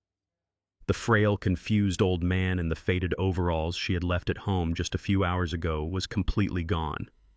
She finally understood the massive, incredibly painful sacrifice I had made to protect her. "Dad," she whispered, her voice cracking and breaking into 1,000 tiny pieces. "Dad, I am so incredibly sorry. I am so sorry." She reached out with shaking hands and grabbed the fabric of my suit trousers, weeping uncontrollably into my legs. She confessed everything in a rush of broken, desperate words. She told me how Preston had manipulated her exhausted mind. She admitted that she truly thought I was losing my grip on reality, that she believed the fake doctor he had brought to the house, that she thought my mind was fading away into a dark, empty fog. She begged me for my absolute forgiveness, sobbing that she had been so blind and so foolish to ever doubt the man who had raised her to be so strong. Every single paternal instinct buried deep inside my soul screamed at me to drop down to my knees, wrap my arms around my weeping daughter, and tell her that everything was going to be perfectly fine. I wanted to hold her tight and let her cry out all the terrible trauma that monster had inflicted upon her trusting heart. But I knew that if I coddled her right now, she would remain a shattered victim forever. She needed a father right now, but more importantly, she needed a commander to pull her out of the dark trenches. I did not kneel down on the floor. I stood tall and completely rigid. I reached down with my thick, calloused hands, grabbed her firmly by the shoulders, and pulled her straight up to her feet. I forced her to stand tall and look me directly in the eyes. I did not offer her a warm, comforting smile. I kept my face stern, firm, and filled with absolute, uncompromising authority. "Love is not blind. Maya," I said, my voice echoing deeply in the empty, cavernous ballroom. "Arrogance is blind." The brutal honesty of my words made her flinch slightly, but she did not look away. I held her shoulders firmly, refusing to let her sink back down into her grief. "You let your pride in having a perfect, successful marriage blind you to the absolute truth standing right in front of your face," I told her, keeping my voice steady and commanding. "You let a weak, pathetic man wearing an expensive, fancy suit disrespect the man in the faded denim overalls who literally built the very ground you walk on today." I reminded her of the decades of sweat and blood I had poured into the Georgia dirt, so she could have the incredible privilege of attending medical school and becoming a brilliant surgeon. I told her that she had forgotten the core survival lessons her late mother Evelyn had taught her about the ruthless greed of desperate men. You allowed exhaustion to lower your guard, and you let him weaponize your deep compassion against your own family, I said, tightening my grip on her shoulders. Maya closed her eyes and let out a long, trembling breath, acknowledging the harsh, painful reality of my words. She knew I was completely right. She had ignored her own sharp instincts because it was easier to believe a beautiful lie than to confront a terrifying, ugly truth. But as she stood there looking at my fierce, unyielding expression, the frantic, helpless sobbing slowly began to stop. She wiped her face with the back of her trembling hand, standing a little straighter, pushing her shoulders back. The fragile, shattered victim was slowly fading away, replaced by the fierce, resilient black woman I had raised her to be. I reached up and gently wiped a stray tear from her cheek, my stern expression finally softening just a fraction of an inch. "Now," I said, letting a small, fierce smile touch the corners of my mouth, "wipe the rest of those tears off your beautiful face.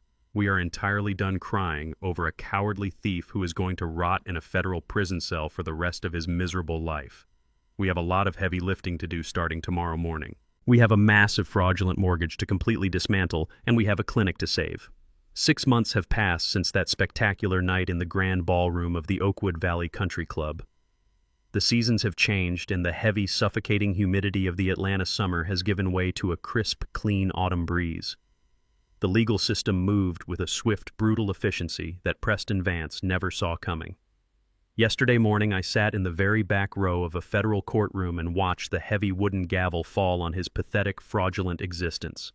The federal judge did not show him a single ounce of mercy. Preston was officially sentenced to 15 years in a maximum security federal penitentiary for massive bank fraud, aggravated identity theft, and elder financial abuse. He stood before the judge wearing a bright orange prison jumpsuit, looking completely hollowed out. The custom-tailored suits and the expensive silk ties were completely gone. His smooth, arrogant charm had completely evaporated, leaving behind nothing but a terrified, weak coward. He looked back at the gallery, searching desperately for a friendly face, but the benches were completely empty. His wealthy fake investor friends abandoned him the very second the federal agents put the steel handcuffs on his wrists, and his 25-year-old hidden mistress did not even bother to show up for his arraignment. The exact day the federal authorities froze all of his bank accounts and seized the luxury midtown penthouse, she packed her expensive designer bags and vanished completely into thin air.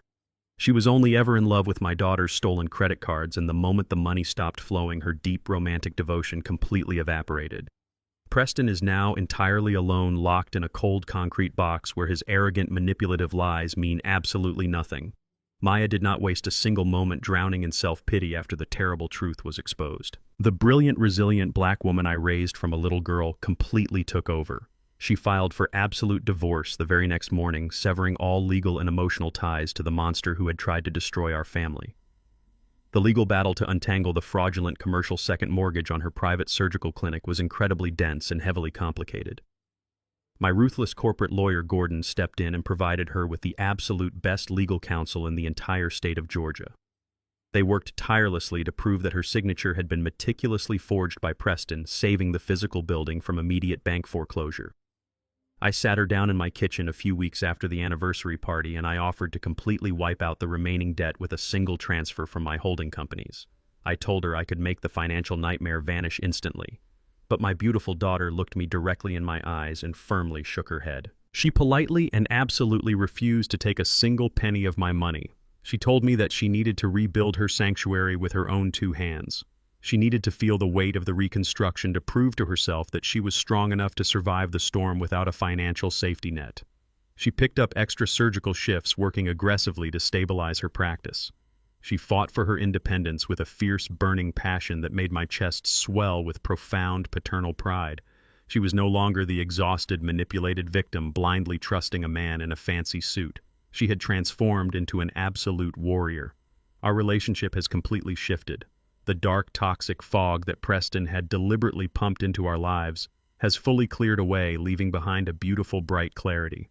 We have Sunday dinner together every single week, just like we used to do when her mother Evelyn was still alive. But the dynamic at the dining room table is entirely different now. Maya no longer looks at me with that gentle, heartbreaking pity. She no longer speaks to me in that slow, careful voice reserved for a frail, confused old man standing on the edge of severe dementia. She speaks to me with deep, profound mutual respect. She looks across the table and she sees exactly who I am. She sees the retired contractor who built a massive real estate empire from the Georgia dirt. She sees the silent, invisible titan who single-handedly orchestrated the absolute public destruction of her abusive husband. We talk about business strategies, about the volatile commercial real estate market, and about the future of her surgical clinic. We talk as equals, as two strong, independent adults who have weathered a terrible storm and emerged completely victorious. And the most beautiful part of my Sunday evenings is watching my 8-year-old grandson play with his model rockets on my living room floor. The heavy, terrible burden of his stolen college fund has been completely lifted. The irrevocable trust I established ensures that his educational future is locked in a titanium vault, safe from any predator who might try to cross our path. He is happy and safe, completely shielded from the ugly financial warfare that took place in the shadows. It is a quiet, peaceful Tuesday afternoon in my modest suburban neighborhood. I am standing in the driveway of my simple, single-story house. I am not wearing the expensive jet black Tom Ford suit today. That tailored armor is hanging safely in the very back of my dark closet, waiting patiently for the next time I might need to go to war. Right now, I am wearing my old, faded denim overalls covered in dark engine grease and fresh dirt. I have a heavy metal wrench in my calloused hand, and I am leaning over the open hood of my old rusted Chevy pickup truck, humming a slow, steady blues tune to myself. The afternoon sun is beating down comfortably on my back, warming my tired 75-year-old bones. The smell of motor oil and cut grass fills the crisp autumn air. A neighbor walks by on the sidewalk across the street, walking a small dog. She looks over at me, standing elbow-deep in the rusted engine block. She gives me a polite, friendly wave, and I can see the soft, familiar look of gentle pity in her eyes. She sees exactly what Preston Vance used to see. She sees a poor, old, retired black man living a simple, meager existence, just trying to keep his broken-down truck running for one more year. She has absolutely no idea that I own the entire commercial shopping center located just 3 blocks away. She has no idea that my holding companies generate millions of dollars in silent, invisible revenue every single year. I raise my grease-stained hand and wave back to her, offering a warm, simple smile. I wipe the dark oil from my fingers with an old cotton rag and close the heavy metal hood of the truck with a solid, satisfying thud. I look out over the quiet, peaceful street, feeling a deep, profound sense of absolute tranquility settling completely over my soul. True power does not need to shout for attention. True power does not need to stand on a brightly lit stage holding a microphone or wear a custom-tailored imported suit to prove its absolute dominance to the world. True power is knowing exactly what you are worth deep down in your bones, standing in absolute silence and watching the arrogant people who severely underestimated you blindly burn their own miserable empires straight to the ground. Fade to black. The greatest lesson I learned from all of this is that you must never mistake someone's silence for weakness or their kindness for foolishness. Greed will always blind an arrogant person to the quiet strength standing right in front of them. We spend so much of our lives trying to prove our worth to people who only see us as resources. But the moment you stop seeking their validation and start protecting your own peace, you become completely untouchable. True family is built on mutual respect and unbreakable loyalty, not on financial convenience or manipulative control. If my story resonated with you today, please share your thoughts in the comments below and subscribe to the channel for more powerful life lessons.